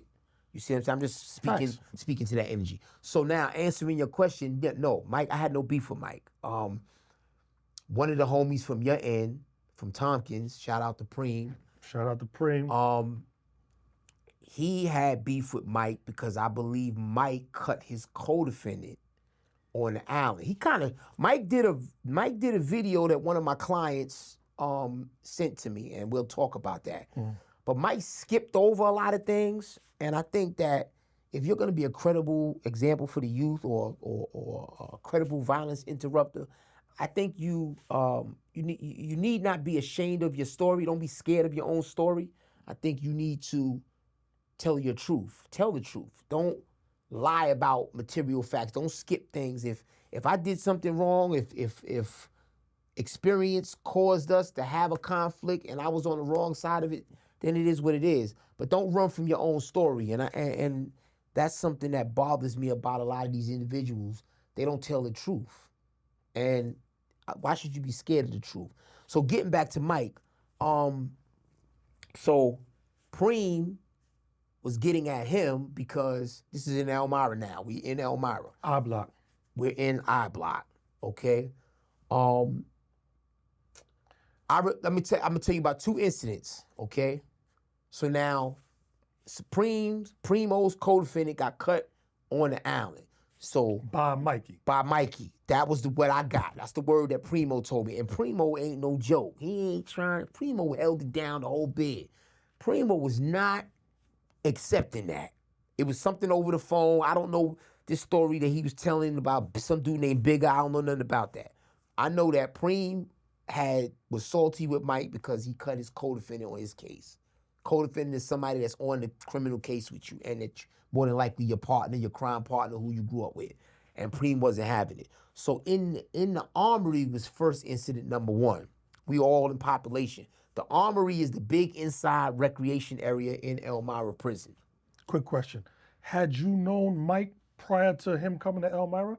No. You didn't know him from That's before? the strange thing. I don't remember him. Okay. That was the crazy thing about I was like, where this dude come from? I never seen him until Elmira. But anyway, because when I went up north, I was in the Bing. So it's possible we was just missing each other. I knew his man Pete though, but I'll get to that. We in the Elmira Armory, and Spanish-speaking brothers, they wanted to jump Preem, right? What made you feel that? That's the way they was moving. And the Kike, my next door neighbor, he was the instigator. He was blessed to dead. He's dead now, but it is what it is. He is what he is. He was the instigator. So you saying they wanted, let me just get a little bit of clarity here.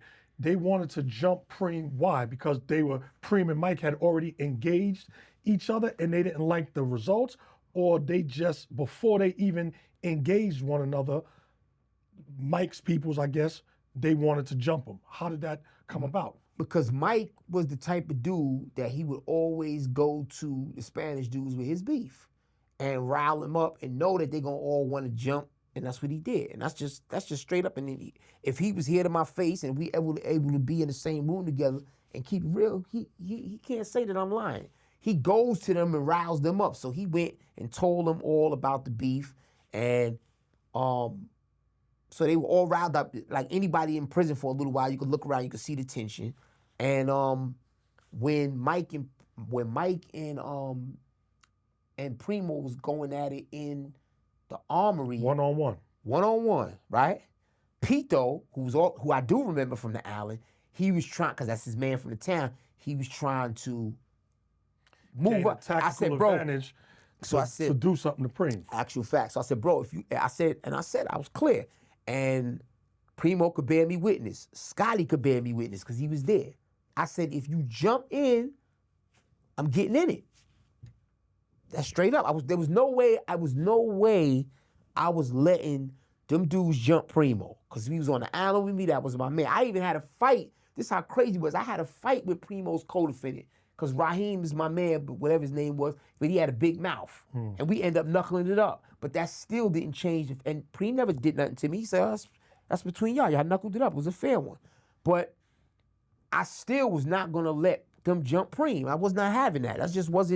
That wasn't in my itinerary to let them jump him. So it was a one-on-one. That was the first interaction. Mikey had to take notice of you. Yeah. Who's the guy holding Preem down? My op saying that if my man Pito jumps in, he's jumping. And I'm sure Pito told him. So that's that's your first probably inclination of you two kind of actual facts, having any type of energy. All right, so go ahead. Now, by some stroke of luck, I don't know how it played out, we all ended up on Keep Lock. Me, Quiet Tone, Primo, Mike, and a few other people who I can't remember right now. But those are the names those are the faces I remember. So we go to I Block, Keep Lock, Rec. Keep Lock, for those that don't know, is 23-hour lockdown in your cell. And you get 1 hour rec. We went to the yard in I Block, Keep Lock, Rec. Keep Lock Yard. Keep Lock Yard, right. They would put us in the same yard where they kept the dog at.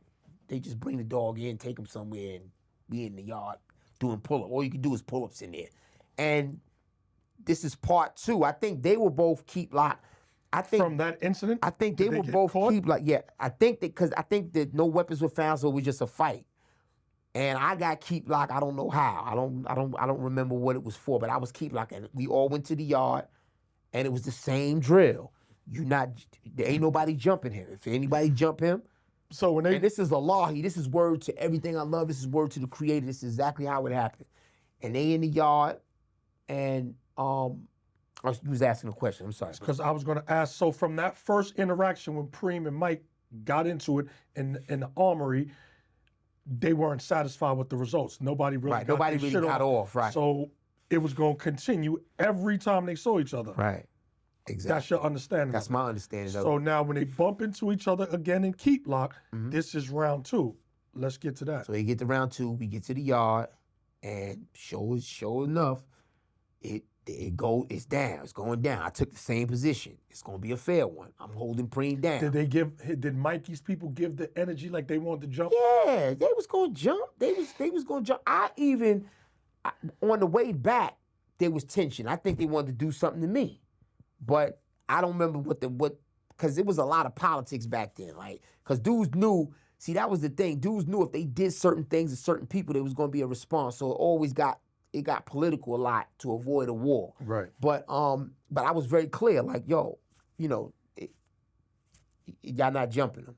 And for some reason, the energy that they was giving off was that we gonna do whatever we want, and if you holding them down, then You we gonna gonna get this work too. Yeah, and I'm like, this is a one-on-one. So they fight and they get into like a clinch, and then Preem got him. Why? Mike ran off, ran off a little bit, and then they took him in, and that was it. And I don't remember. I think Primo got knocked too, because on the way back, I remember like kind of being by myself. So I was watching my back, and I felt the tension. I'm watching them, and then they didn't do nothing, right? But they And were then later- upset. Yeah, they were upset. Because Mikey had got touched in that second incident. Right, and then everything would go through Kike. So they would complain to Kike, who was my next door neighbor, and then Kike, knowing the politics of the situation, but this all built up to a big war, but I'll get to that later. So Kike, knowing the politics of the situation, he would go to JT and go to the other brothers that he knew I was cool with, and then he would, put the complaints on the table, and then it ultimately didn't blow up to anything.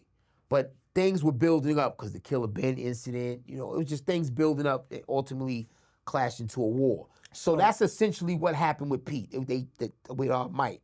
They fought in the Keep Lock Wreck. It was a one-on-one. Nobody jumped, and that was it.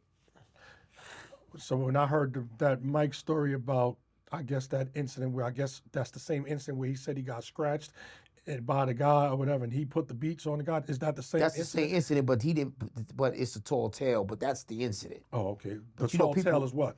He didn't put no beats on Preem. They was in a clinch, and then Preem cut him. They was fighting. They was in a clinch. Preem cut him. There was no beats put on nobody. And when he realized he was cut, he like broke apart. I'm not gonna say he ran, because he didn't run like out the yard, but he like put distance between him and Preem, because now he know Preem got that thing on him. So I think he felt the way. I think Mikey felt the way because, he knew that Preem was my man. Was Mikey under the impression that him and Preem was just gonna have a fist fight? No, they knew it was on because earlier in, which I didn't get into that detail, in the armory, they was slinging weapons. I think I touched on a little bit when I said no weapons were found. Right. But it was. Oh, they both had Mike guns. tried to hit him and everything. They was going at it. It wasn't Okay. they wasn't knuckling up. It wasn't no let's shoot the five. No, it was all was fair in that incident. Okay, so after the second incident, Mikey and Preem go at it. Right. Mikey get touched. What happened? So, I get back to my cell, and then, like I said, it went through the politics, and it kind of resolved itself because for the moment, it resolved itself because the proof was there. It was a one-on-one. It was, because Mikey was trying to tell it like, I guess he was trying to tell it like he got jumped. No, it was no jumping. And Quiet Tone, to his credit, shout out to him, even though he was the ops at the time, he was a man. And I remember the kite I read from him talking about separating the men from the boys. And what he was speaking to was the fact that it was a one-on-one. There was no jumping.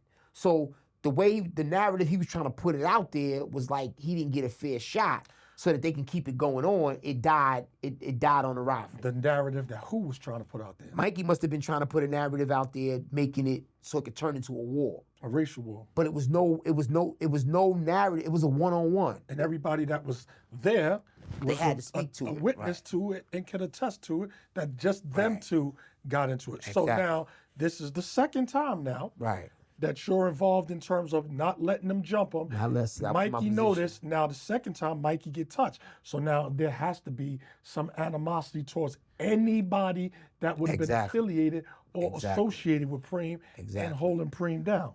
Exactly. Now fast forward. Because So this is that very cleared important. up the part about you actually doing something to Exactly. Mikey. Exactly. That didn't happen. And he even admitted it. If you got a chance to listen to, there's a 4-year-old video I sent to you. I sent to a few people because my client sent it to me. So I sent it to Fruit and a few other people because I wanted to make sure that the timeline was right. Whether if the timeline of the interview was authentic or not. Was it really 4 years ago? So I sent it to Fruit. Fruit uploaded it and did something with it. But in that interview, Mike admits that I didn't do anything. He just said that he knew I was cool with homeboy. And I he know thought that. I was going to, right. So you saw that. I saw it. And that's the what story changes, right? Transition me to when we So I get wanted. to This is very. the Pete guy. This is a very important part in the whole capping with Pete, right? But it's also something I got to speak to with regard to Mike.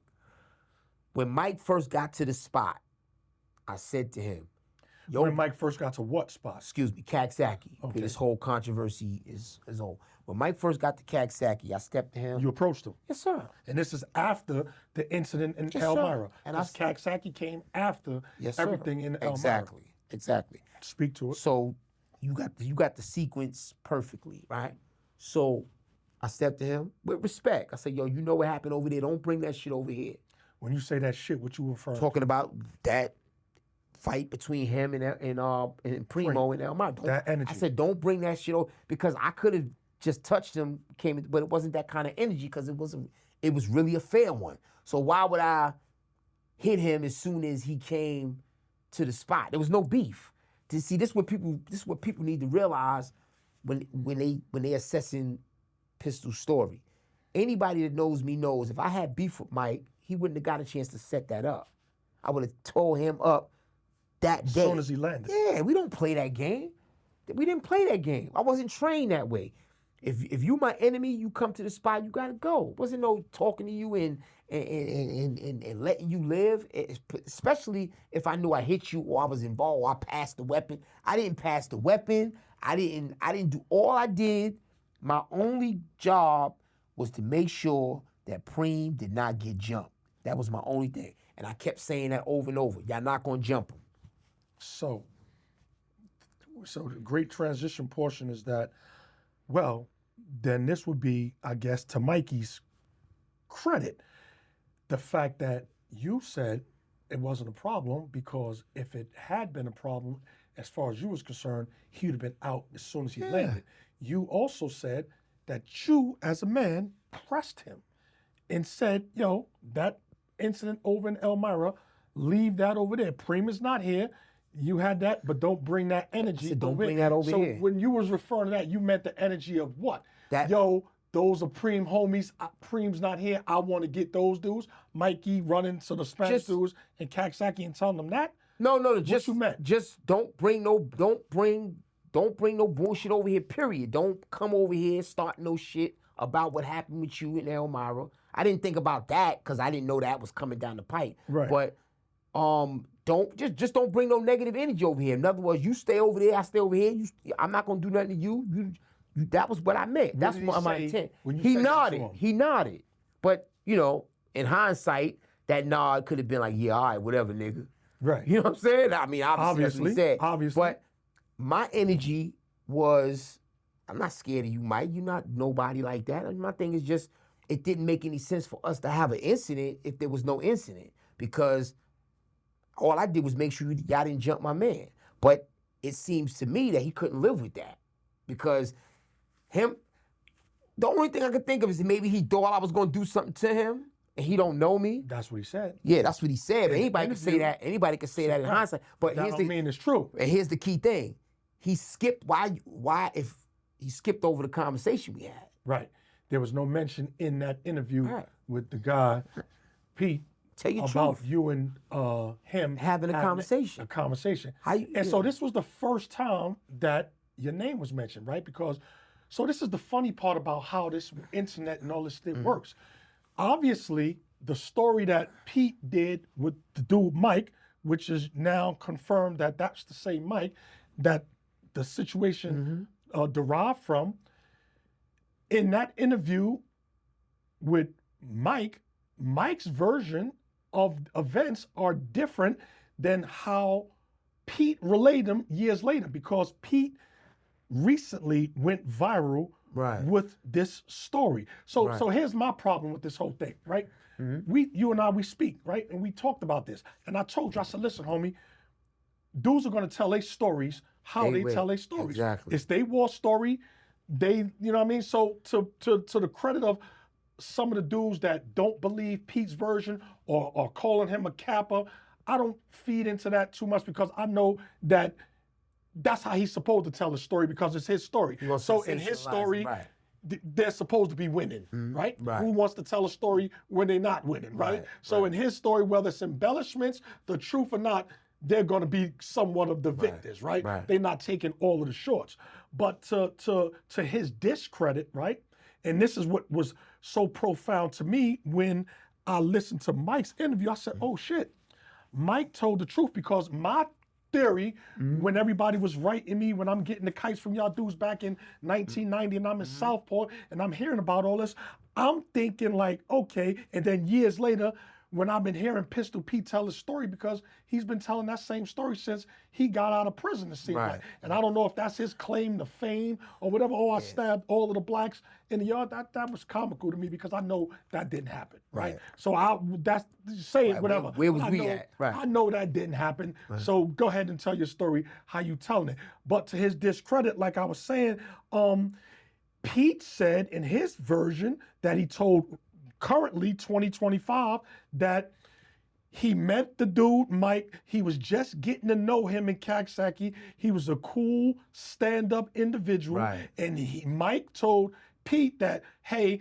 I had problems with these guys, that they tried to jump me in another jail. Right. He didn't say Elmira, but from your story, that was Elmira. Right. So now we get into Pete's credibility. Right. You said Mike told you that dudes tried to jump him, and you told Mike, all right, you feel like you want to get your shit off, handle your business, and you okay and condoned the situation for him to go at you. Right. Mike said when he got to Coxsackie and saw you there, he knew that you was a strong dude, and according to him, you had all these soldiers and all of these underlings under you, and he didn't trust you, because he knew you got busy. So according to him, but this is his version, whether it's truthful or not, he said he got you before you could get him.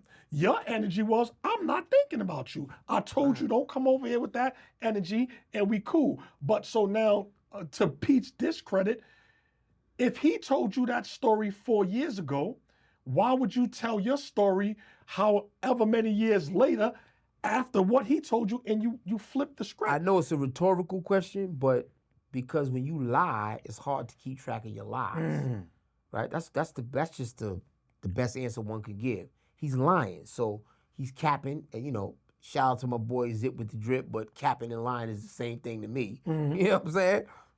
He's lying. That's why, because, you know, he wants to make the story sound good, and, you know, he's just straight lying. And you can't keep track of lies. If you're telling the truth, it really goes one way. You know, you don't have to struggle to like remember what you said 4 years ago. When I heard the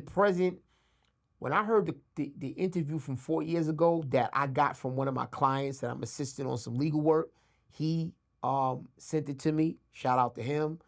And when I assessed it and I sent it to Fruit to make sure that the timeline was right, because I was like, hey, how did this come out? Nobody knew. I was like, how the hell nobody knew about this interview, right?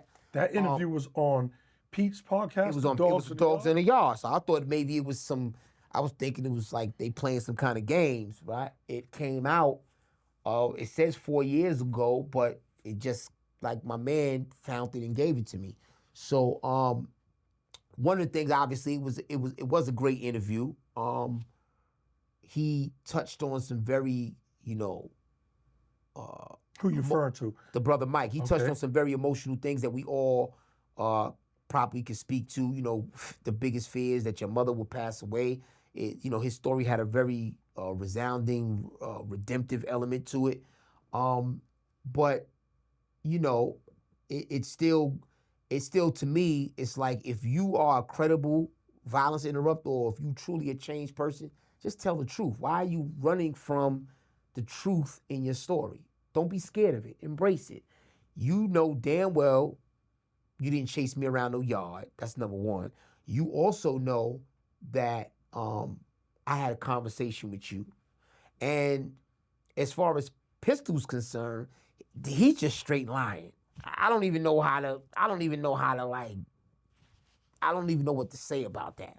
You know, the stories between Mike and Pistol, the stories of Mike with his current, excuse me, the stories with Pistol with his current interview and the stories that were told with Mike at the 4 years ago interview are just so different that, it's like night and day. And see, that changed a lot of the perspective on the conversation that you and I were going to have today. Because had you not sent me that interview with Mike last night, my line of questioning for you today would have been totally different, because I was trying to give Pete the benefit of the doubt. Right. And my question to you was going to be, well, hey, do you think Mike lied to Pete and told Pete, hey, these dudes did something to me in another spot, and was Mike the unwitting participant in a lie, right? But come to find out, through Mike's own words, they both knew what it was. Right. He knew that you was Preem's man, and he couldn't get the Preem, so I guess you would suffice. You would do good enough, and Pete knew that. Right. So all of that elaborate, he told me a story about they jumped me from, right? So and I'm not here to be calling cap on dudes. Dudes gonna tell their story. I'll call it. You don't gotta call it. I'll call it. We gonna get to the truth, right? Because that's what we do. And you got to keep in mind, there's a little more context that I brushed over. I think I brushed over with you, probably, if I didn't brush it over with you, or lightly brush over with you, I did with Fru, which is that I had stabbed a Spanish dude in the yard, in the North Yard.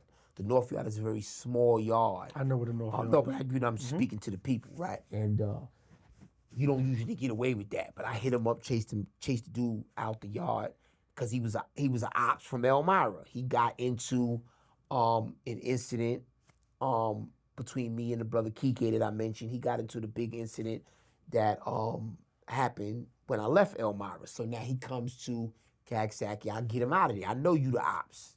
That's what I do. So there's two things going on here. Number one, it shows you how I move. I'm not gonna let somebody set up if you're an enemy. And number two, it gives you a base to understand the animosity that Pistol had for me.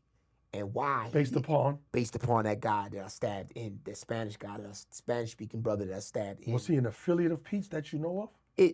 He was, not that I know of, but and I think even Pete spoke to it. I can't remember verbatim what he said, but I think he spoke to it.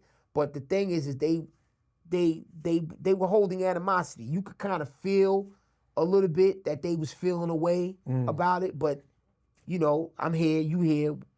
So I think they just waited for an opportunity to do something. And Mike presented that opportunity when he came with that energy. Did he come from Elmira to Coxsackie, or he just, you don't know where he came from? According to his interview that he did with Pete, though, with Pistol, he went to Southport first. He got involved in that big rock fight. In Southport, I heard about that.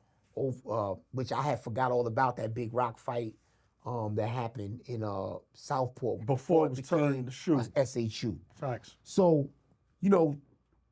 I'm going mostly off instinct, and mostly with the benefit of hindsight. I'm able to look back now at everything and say they was holding animosity because it had to be. Because the way that happened, and then the lies that you're telling on top of it to make it sound that it was honorable leads me to believe that it was a lie. I think that Pistol was holding animosity about the Spanish guy that got stabbed. So who's telling the lie in your eyes? Pistol? Pete? The Pete guy is telling a lie in his version of the now story as to why he got involved? Pistol straight telling a lie. That's just straight lying. I think Mike is just omitting facts. In law, omission is just leaving things out. So Mike is just leaving things out and skipping over things to fit a narrative that he's probably been telling himself for years. But to Mike's credit, he told the truth that he got at you simply because you were an op he felt from another jail, and he believed, according to him, that you might strike first because he knew your reputation. So he got at you first. Does that sound more plausible than the Pete's version? The only reason why I say no is because well, yeah and no. And the no is because he skipped over the conversation that we had. Correct. But yeah, obviously because of what happened, and the fact that he said it, and then when you look at what he did, his actions match his words. if I'm making any sense. Okay. So Okay. yeah, but to me, I believe that he's not being forthright and truthful because you skipped over the conversation we had. I looked you dead in your eyes and I told you, bro, don't bring that stuff over here. So you didn't feel a threat from me. You just wanted to get some get back, like you said. He wanted to get some get back through, he know I'm pre-man, so he tried to get some get back. So at that time, and you being in Coxsackie, because I think Pete alluded to it that y'all was cool at one point. I think you alluded to it that y'all was cool. What was the relationship between you and Pete prior to Mike coming to Coxsackie? Yeah, we just was in the same house. We'd exchange tapes. He one of his homies, because it was Kip, Pito, and Pistol. Those were like the three amigos. And we was just cool. Like, I didn't break bread with them. I didn't eat with them. Coming back to, Always. No, I didn't break bread with them. But, exchange tapes, chop it up. It was cordial. Okay. So I should have said better. It was a cordial relationship. Yo, what up?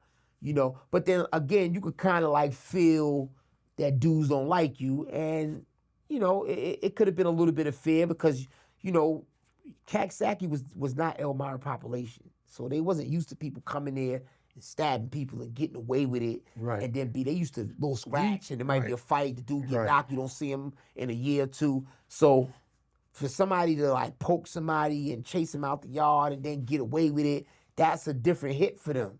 So it might have been some level of intimidation. And even when you look at the story that Mike told, like they jumped me. Great. Stop right there. Beautiful, beautiful transition, because I'm going to get to that part, right? Because so now for me, this where it becomes dishonorable with the dudes, because according to your story and according to Mike's story, it started as a one-on-one in the other jail, that other jail being Elmira, and that one-on-one that Mike had was with an individual affiliated with us from my hood, but y'all was cool. Supreme, right? Supreme from Tonkins. Mm-hmm. So my thing is, when it's funny to me how dudes, when they tell a story as if it's an honorable story when they're mentioning ganging up on an individual, right? Because so that was prevalent to me, because Pete didn't allude to it. He just said, oh, his man got at you, and then all hell broke loose or whatever.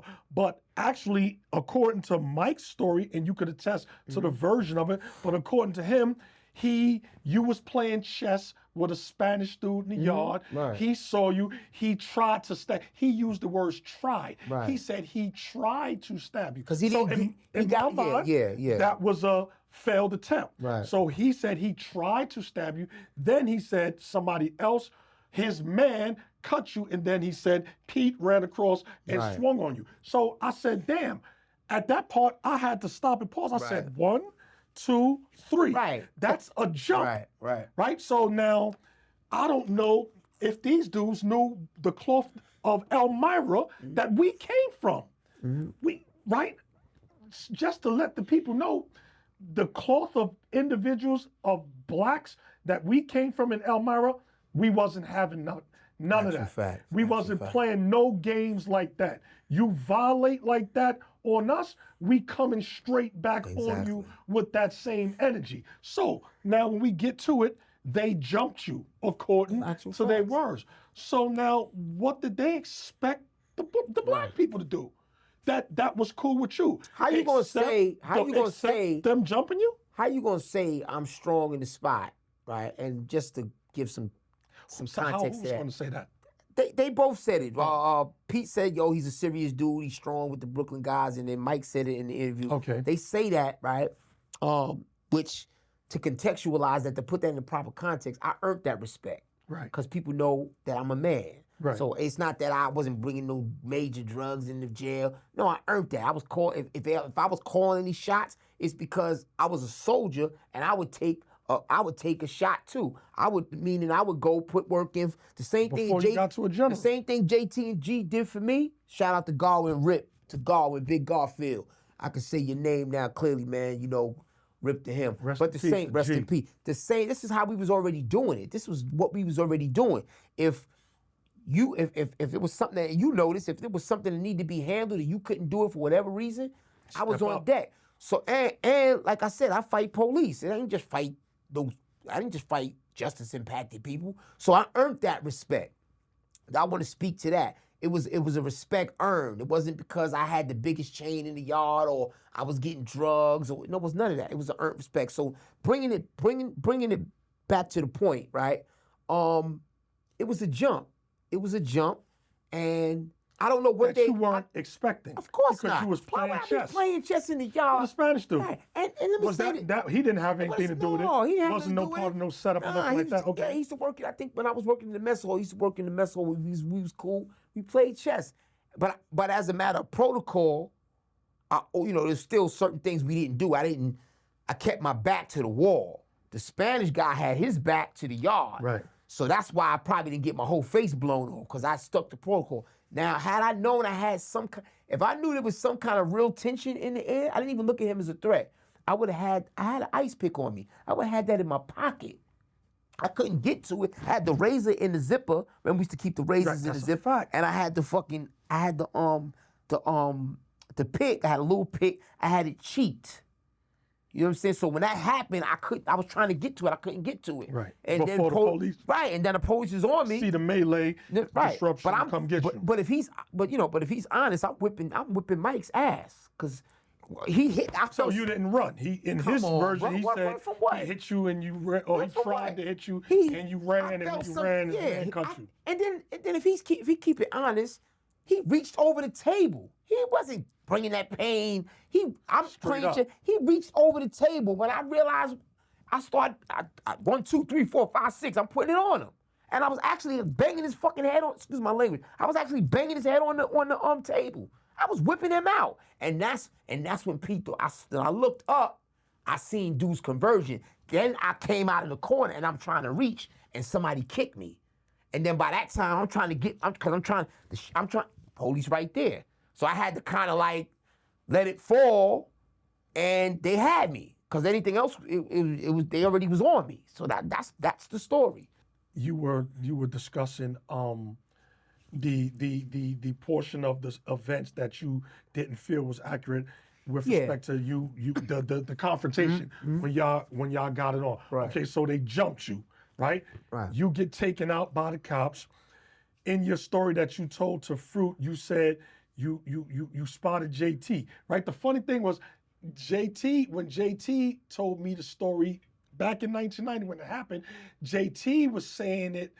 His recollection was that he actually saw it take place out the window. So he, like, out of whatever window, It's a possibility. because he said him and G just got to the mess hall. They didn't even get their mess hall whites, but they put them in the dorm, right? Because because that's they assigned you programs in the CAT a lot of times. So a lot of times dudes didn't ask for the mess hall, Right. but got arbitrarily, Right. mandatorily assigned that position. That's a fact. So Jay's point was that, he kind of saw it, and then he saw you and you told him what happened, and then, okay, then you could take So it from yeah, there. it's definitely plausible that he knew, because I said divine providence, because I didn't know what you just disclosed. Right. But JT was literally standing right there. When I walked by the house bleeding, and I saw JT was in the day room, so it makes sense that JT positioned himself to stall, because he sees me coming right. as the police escort. So that's when I said, because I didn't want police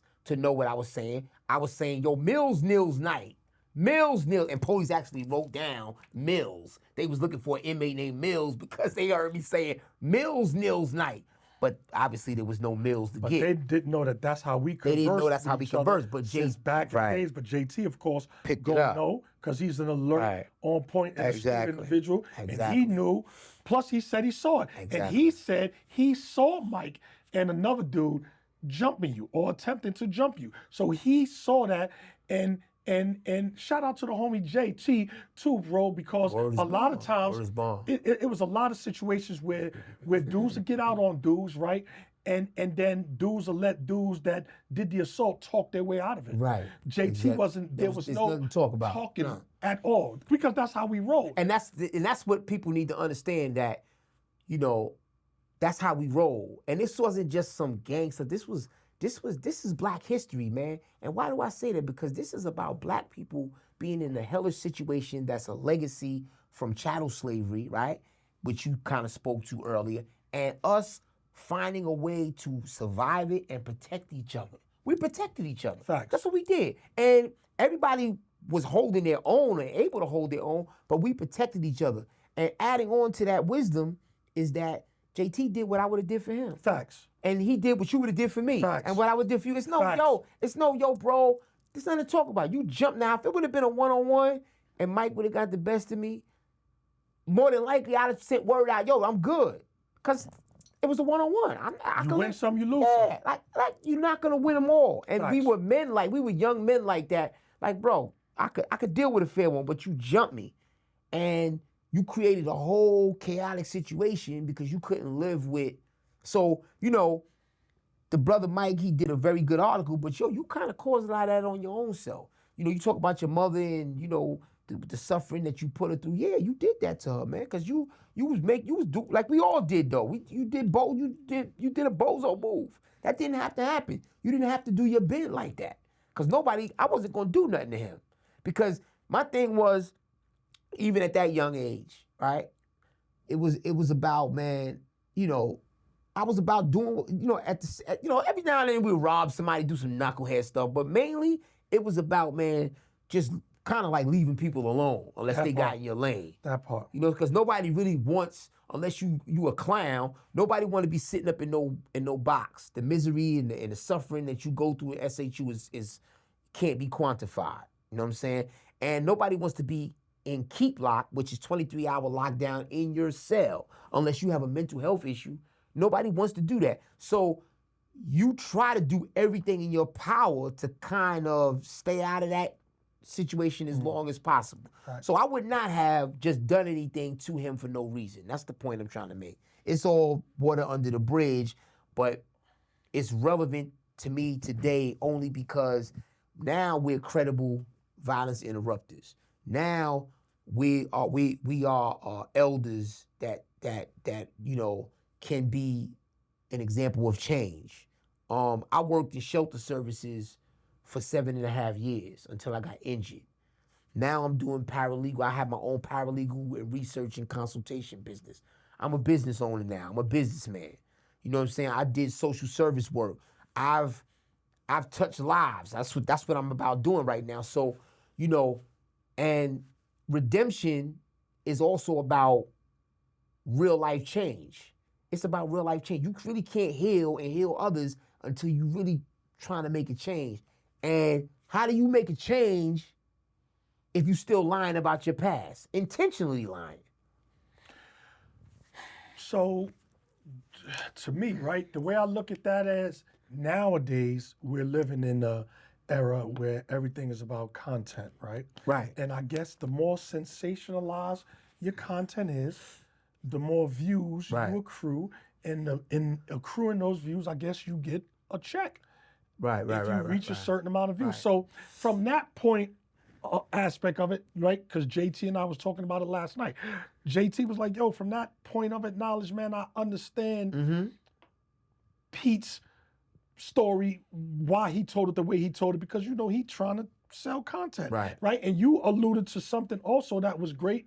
The dude that interviewed Right. Pete, it was kind of like, it's like a rabble rouser in a sense. I don't know where he came That's what I from. was giving. I don't even know this dude. What's his credibility exactly. with respect to prisoners Right. and prison stories. I don't know if he's been incarcerated or whatever. Right. I doubt if he's ever been incarcerated in New York State. So I don't know what the law Yeah, how does he work? of Right.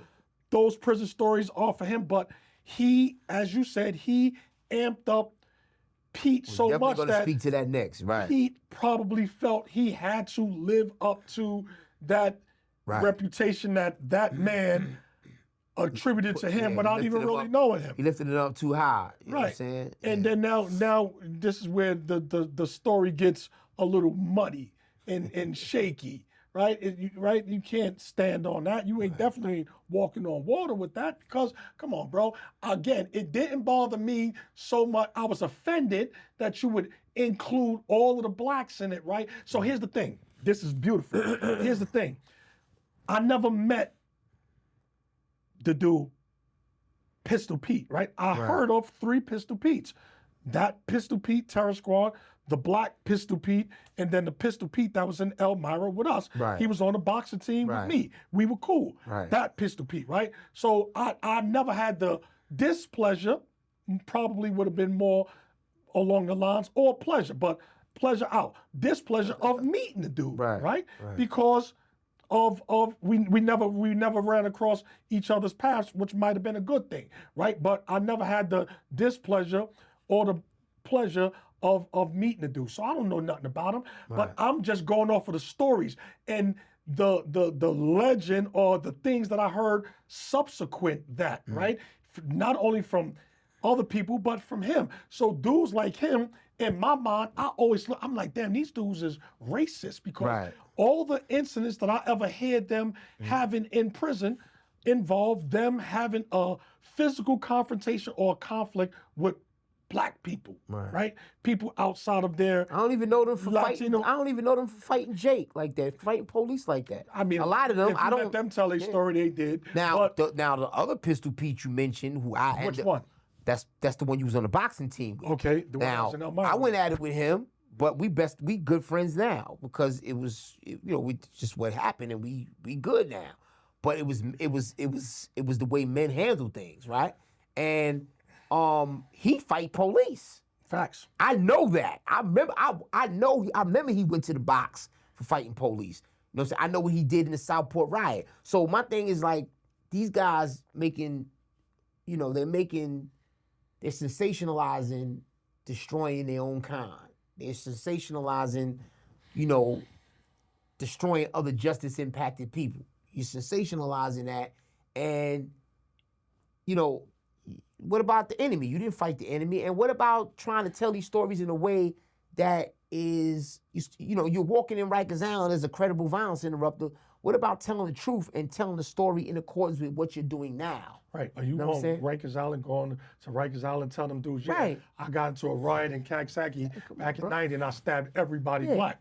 All them black dudes there, you go in there telling them. So that's the part that crazy, bro. that still makes my skin itch a little bit. Because my thing is this, how do you comport that square that up with you saying, Pete said he grew up with brothers, blacks, right? I didn't have Spanish friends. The majority of the friends that I hung with were black outside of my Terror Squad friends. So I grew up with brothers. So how do you so easily transition to So that's why it don't square up me. So for you to say you grew up with blacks and you interacted with blacks and this and that, your love for blacks, but you so quick to continuously tell a story. That's crazy about work you right there. assaulting blacks. You lose credibility. That's crazy to work, that, bro. And to me, that's nasty work, bro. Crazy because it's dishonorable, right? And Pete's supposed to be, according to the people that love him and respect him, a stand-up dude. And here's another thing, right?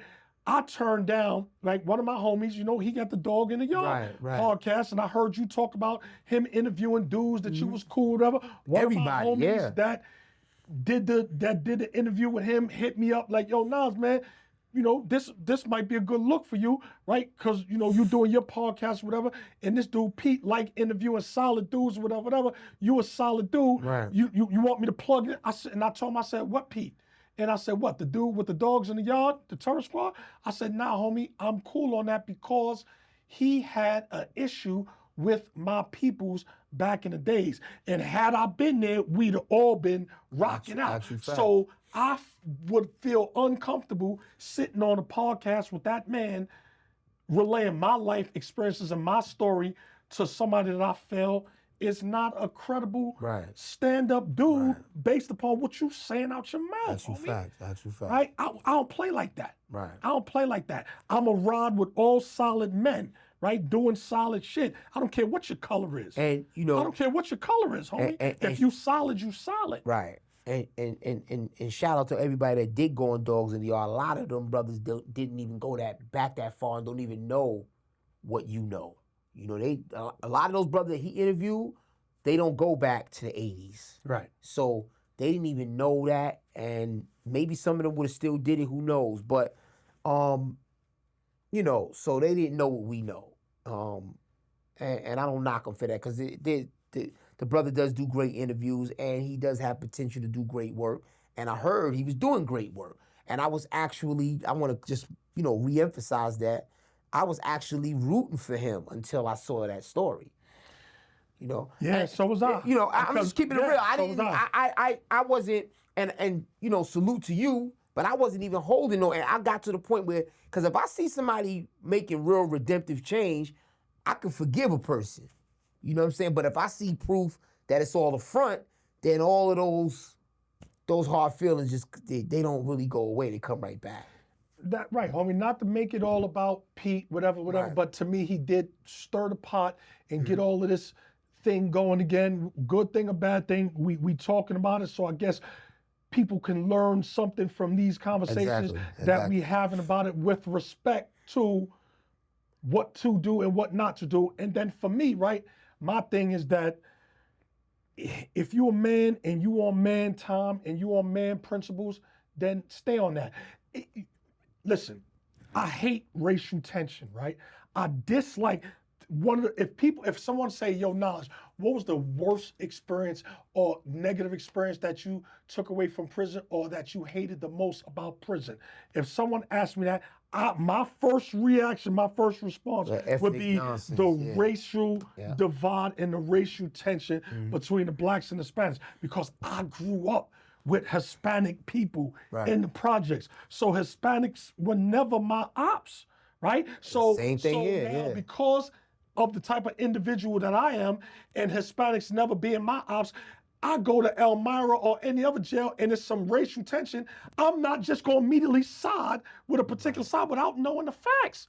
Because I fuck with both. I'm black and I fuck with Latinos. So I'm not just gonna arbitrarily and capriciously go to war with a whole side without really knowing and understand, because that's not my makeup.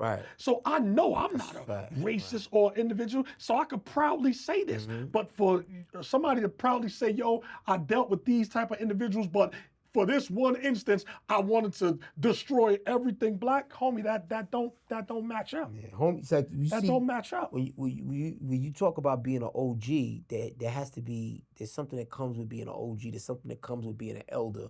Otherwise, you just a dumbass older nigga. You know what I'm saying? So you gotta learn how to make. If you making the same kind of decisions that you were making when you was a teenager or in your early 20s, then you got a problem. There's arrested development there. And I think about this recent interview.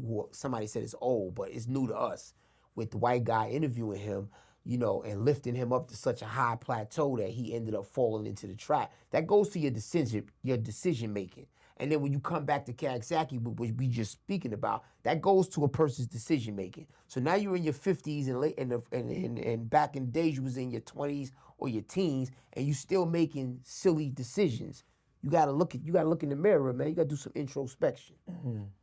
That's very poignant. Okay, so that's great. Let's get back to Coxsackie now, right? Let's get back to how you felt, right, when JT and G came out and rode for you.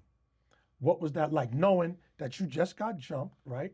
And I don't know what the other individuals in the yard were doing, if there were other black dudes in the yard when them dudes jumped you, and if dudes tried to come to your aid, like it was too late or whatever. I don't know how that thing transpired, but to know that brothers, because the dudes put a lot on the line, because that beef transcended, even in Mike's own words, to other prisons. He said he was in Clinton with Blue Boy in the box and all them dudes from Coxsackie that was falling in there, they was getting that, right? So that was a long-standing and long-lasting beef and situation where a lot of dudes got hurt. How did you feel as a young black brother back then when JT and G rode for you the way that they did? I felt vindicated. I felt that I was on the right side. I felt that justice was served. I once heard the Honorable Minister Louis Farrakhan talk about the madness that he sees in a father's eyes when he loses his son to police violence and he doesn't get justice. So there's a sense of insanity that will be caused to a person that's constantly denied justice. And in this particular instance, I felt justice was served. I felt like the right thing happened. Okay. And I felt vindicated. I still wanted more blood though, but I felt that Because you didn't get a chance to yeah, shed it right, yourself. of course, yeah. It's like, As a warrior, we want to shed our but own I blood. definitely felt a sense of, pride and I was electrified and hyped up, and I just felt good. I felt good when I found out that homie got it like that. It's like that. Yeah, it's the way we felt when O.J. Simpson got acquitted. That it's just years of injustice, and many of us don't really personally like O.J. Simpson, but the fact that we saw a black man get acquitted, and in a world where we always get convicted, so I just felt like the right thing happened. What's your relationship like now with JT? We just recently found out that that G is no longer with us, right? But had G still been alive, what would your relationship have been with him, and what's your relationship with JT now? Did you guys still carry that bond, that love, and that honor and respect for each other that now that you had for each other, and reverence that you had for each other back then? That was 35 years ago. Facts. And we are still brothers. I lost track of them over the years because, I didn't know where he was at. I always thought that me and the brother JT would bump heads. Unfortunately, due to circumstances, that can't happen. And G, of course, passed on. I found out recently that he passed on. When my boy Rob from Queens... That's my guy, Black Rob. Oh, man, I Black caught a whole Rob. situation over Rob in Coxsackie. Shout out to Rob. Shout out to Rob. Brother Rob, 33 years. Justice, right? Justice was served, man. We was in Adolescence together. We was real cool. We was in that school building together, 4 Upper together. He was on the south side. He was on the Queens side of Queens 4 Upper. brother. Solid Queens brother. Good solid brother, Rob. I caught 2 years in the hole over Rob. Facts. And good solid brother. But when he got very close with JT as well. So he's the one that told me that he got a line on JT. I immediately called my brother, and we've been in contact ever since. There's just brothers, and when I'm able to get to where he's at, I'm there, and we gonna link up. We just brothers, man. We ain't even scratched the surface of the stories with me, and JT's just a real one, bro. And I touched a little bit about with you because, we friends, but, he showed me different ways to hold the knife, how to use the knife. We was doing self-defense classes. We was on I-Block 8 Gallery training because we knew we was going to war. We knew it was happening. It was in the air. And, he showed me some of the things he learned on how to, if you're going to sling the steel, it's going to happen. So sling it the right way. Because when the incident happened with the sneak thieving, my way of slinging the knife, I always swung overhand. You know what I'm saying? So he's the one that personally trained me. Like, yo, bro, you gotta know how to, and don't telegraph, and And then as I got more into boxing and stuff like that, I knew that the knife is an extension of the arm, the punch. So it's, you can't telegraph, but he was the foundational wisdom and knowledge on how to, use the weapon to defend yourself and counter offense. And I love the fact that JT was a studious individual, right? Sir. And because that's my guy from the streets and all that. And we, even though I was in G Block, y'all was in I Block, we went to rec together. Right. A lot of times we landed in the armory or the big yard or with the swimming pool or the gym. Sometimes the gym. Right. So we all linked up and we shot the shit.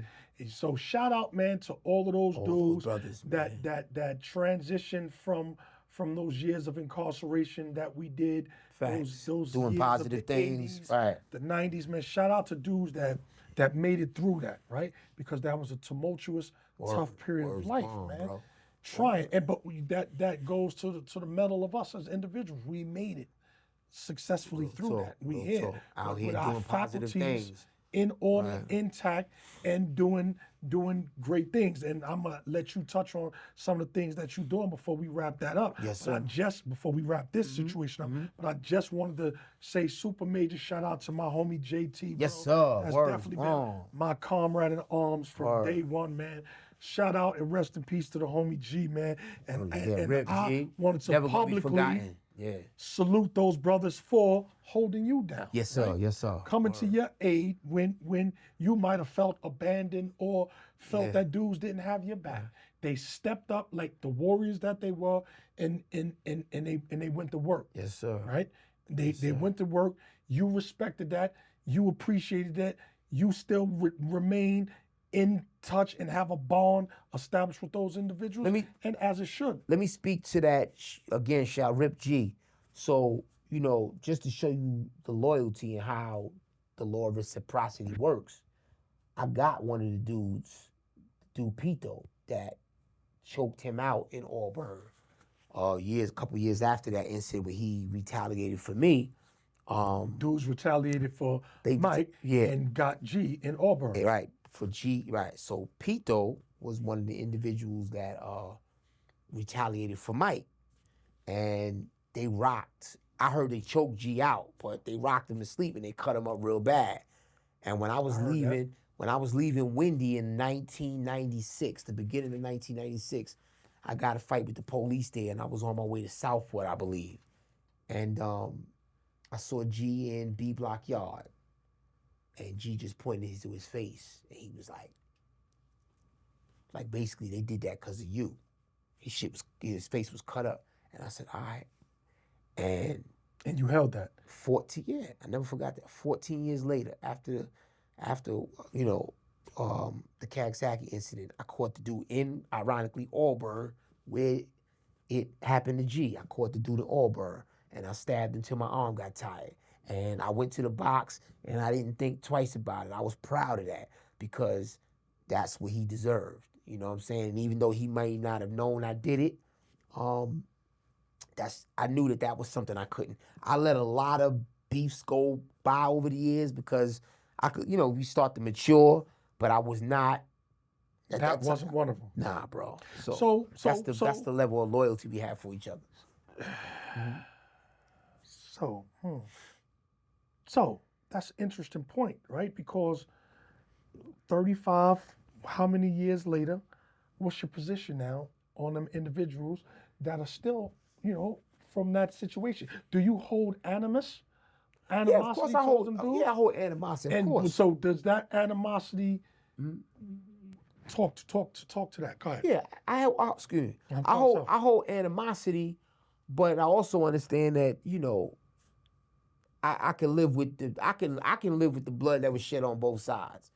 But to be honest, I didn't go to certain functions, like Hound Dog passed away. Salute to him. Yeah, Hound Dog, that was my guy. Dudes know that. And he passed away. I didn't. R.I.P. I purposely didn't go to the service because I wasn't sure if I would have been able to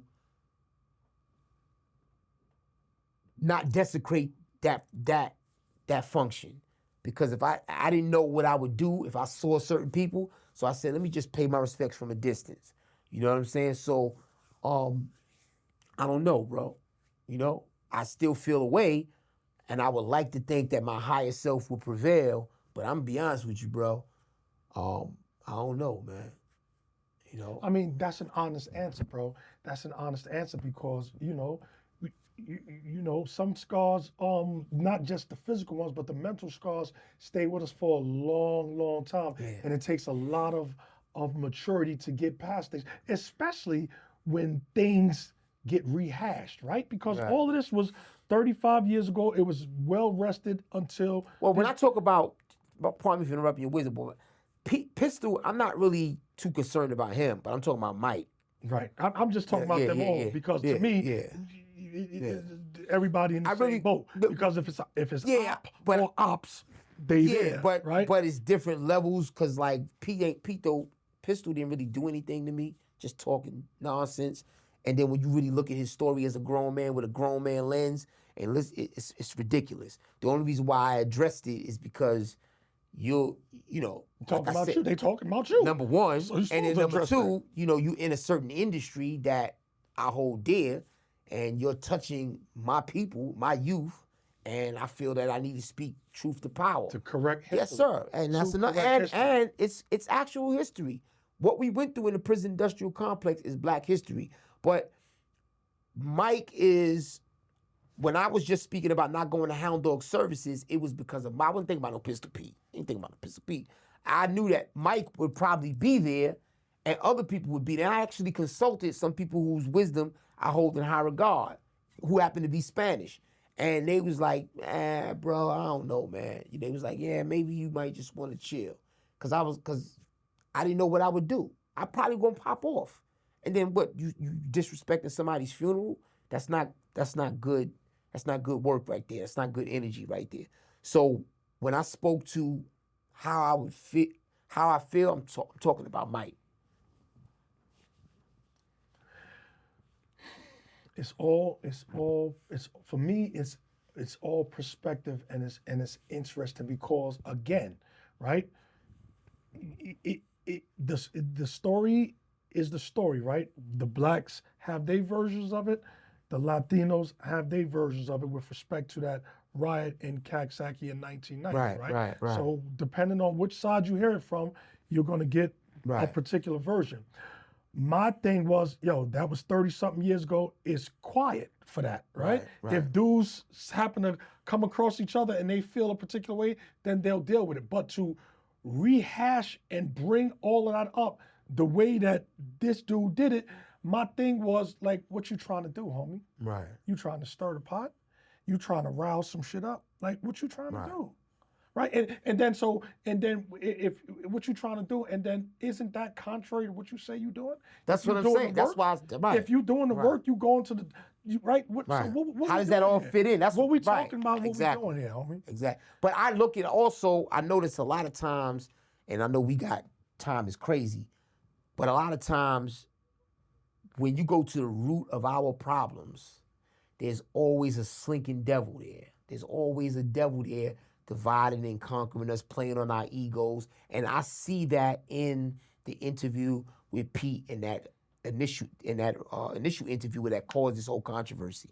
The white dude, he lifted the homie up so far, and probably could read him quick and realize he's an egomaniac, he's egotistical. So you lift somebody with a big ego up like that, and they're gonna struggle to try to match the height because they don't have enough sense to say, like me and you would say, yo, bro, I ain't do all of that. If somebody try to say I cut 40 bodies, I'm not gonna sit there and try to match that energy. I didn't catch no 40 bodies. I didn't rob a bank in Long Island. I didn't do all that. You're not gonna lift me up and make me try to match an energy that's fictitious. So what I will say is this: for me, I'll give a little bit of credence to the white guy hyping him up, but the white guy story is current, 2025, right? That dude Pete has been telling that story since, I believe, when he first came out of jail. When he first started getting on the internet, I've seen stories that predate this recent interview where he's telling the same story about, we threw the flag up and we stabbed all the black dudes, and he told it fervently. And man, go back on the internet. Dogs in the yard or not dogs, other podcasts, other platforms, or just YouTube stories. He's consistently telling that same story as if, in my eyes, I'm looking like, damn, is this dude's claim to fame? Right? Yeah. Because you keep, so to the white dude's credit, all he did was he probably heard about it.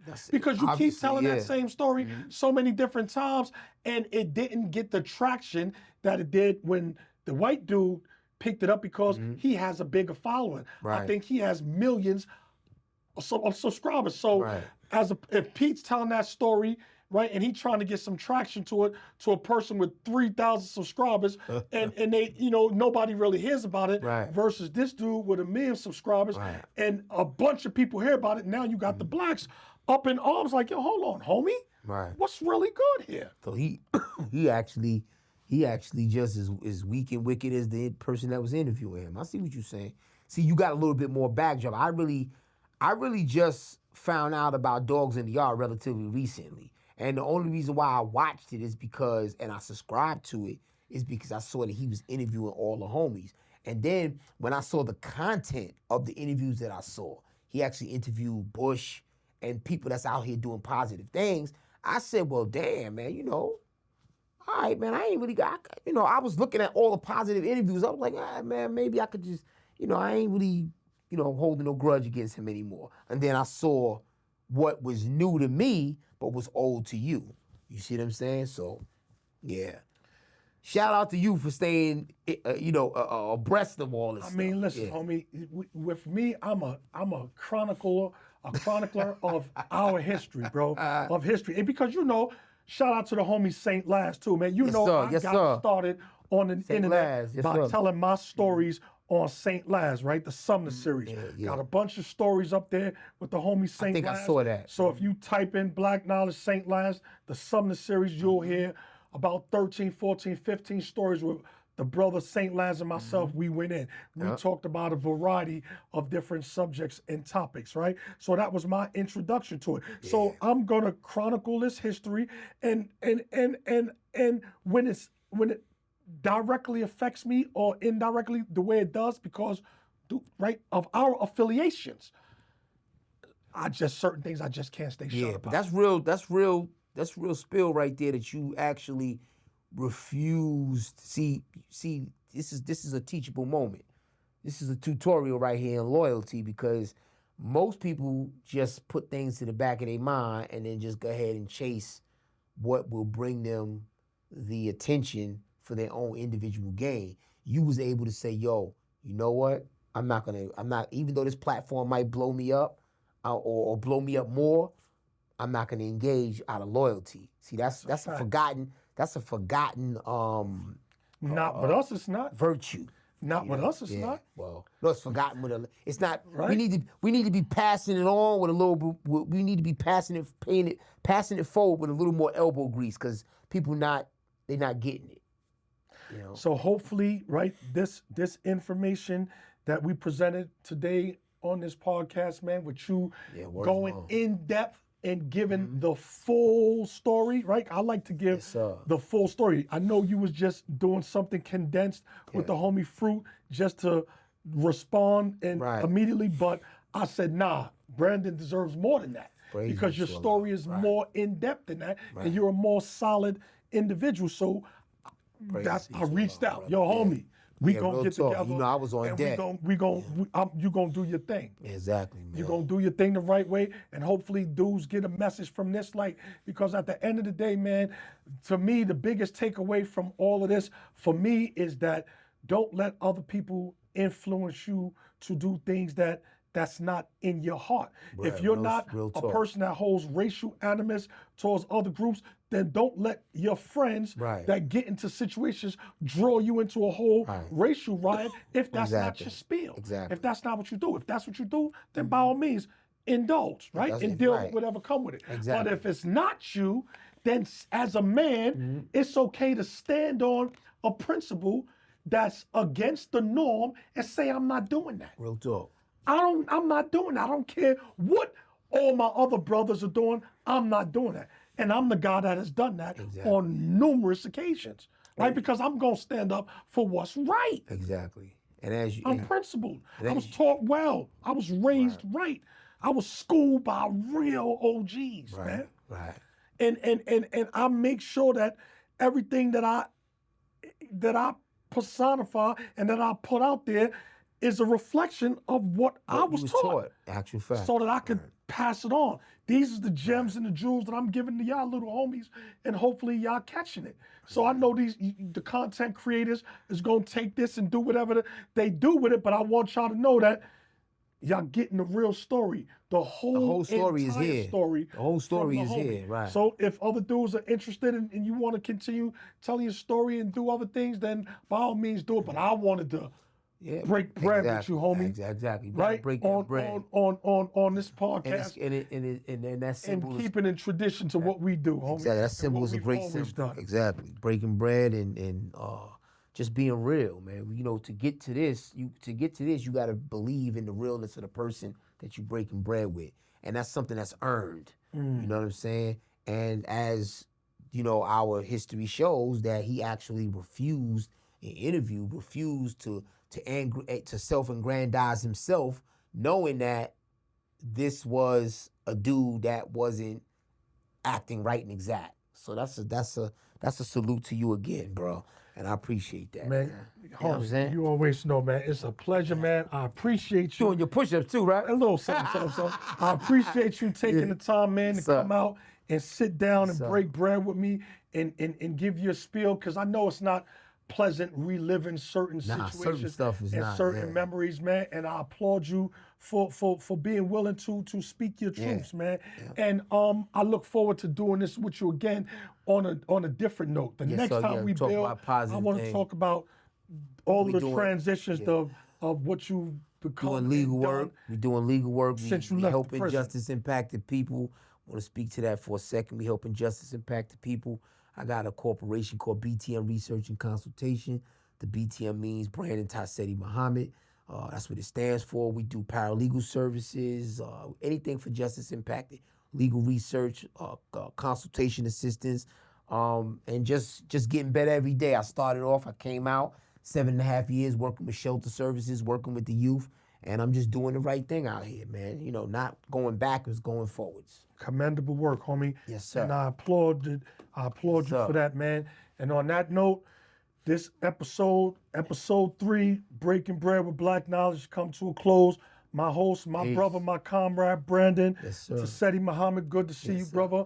Yes, sir. Best wishes and thank you, beloved. fortune moving forward, man. Yes, sir. And look forward to building with you again. Yes.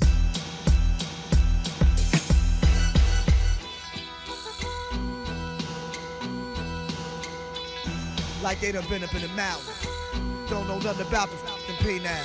Never seen none of y'all on no child line. And no yards. You know what I'm saying? I done did this more than half a decade, baby.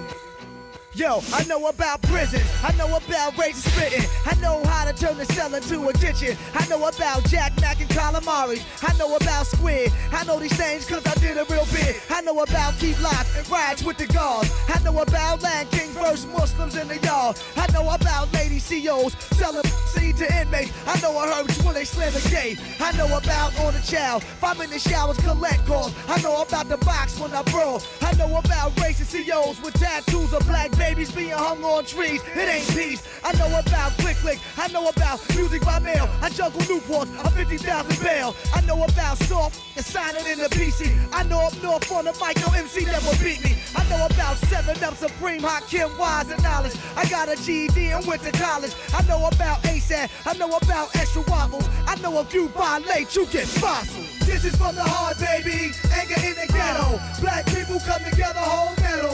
Wave yours, outlaws, break laws, kick doors, long pause. This is war. This is from the heart, baby. Anger in the ghetto. Black people come together, whole metal. Wave yours, outlaws, break laws, kick doors, long pause. Yo, I know about hell. I know about the ghetto. I know about the projects. I know how the tech blow. I know about the drug game. I know about vials in 86. I know about the Bloods and I know about the Crips. I know about black women pregnant on welfare. I know about Section 8, wicked they don't care. I know about lies in the school. I know about police brutality. I know because this shit is a reality. I know about hard times, hunger, nakedness, and outdoors. I know about the beach they walked on force. Yo, I know that it's a cure for AIDS. I know I'm not afraid. Start the revolution, marrying the gay. Yo, I know about Egypt. I know 120. I know Murderville, bust Hammers to is empty. I know about poverty. I know about your best man dying. A nigga's a snake soon as he start lying. I know how God taught me. I know that I miss him. I know Shamel the Mookie and Big Talker listen.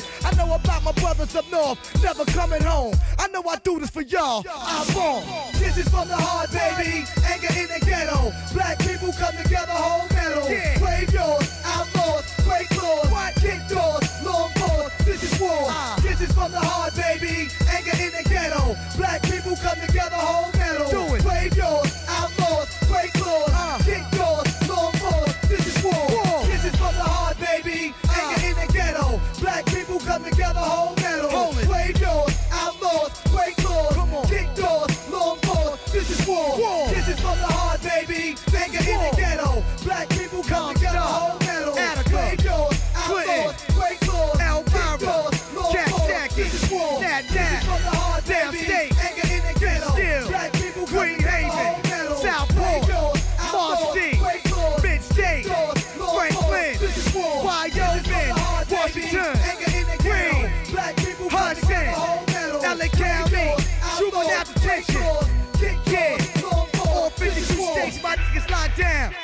Fearless from the heart.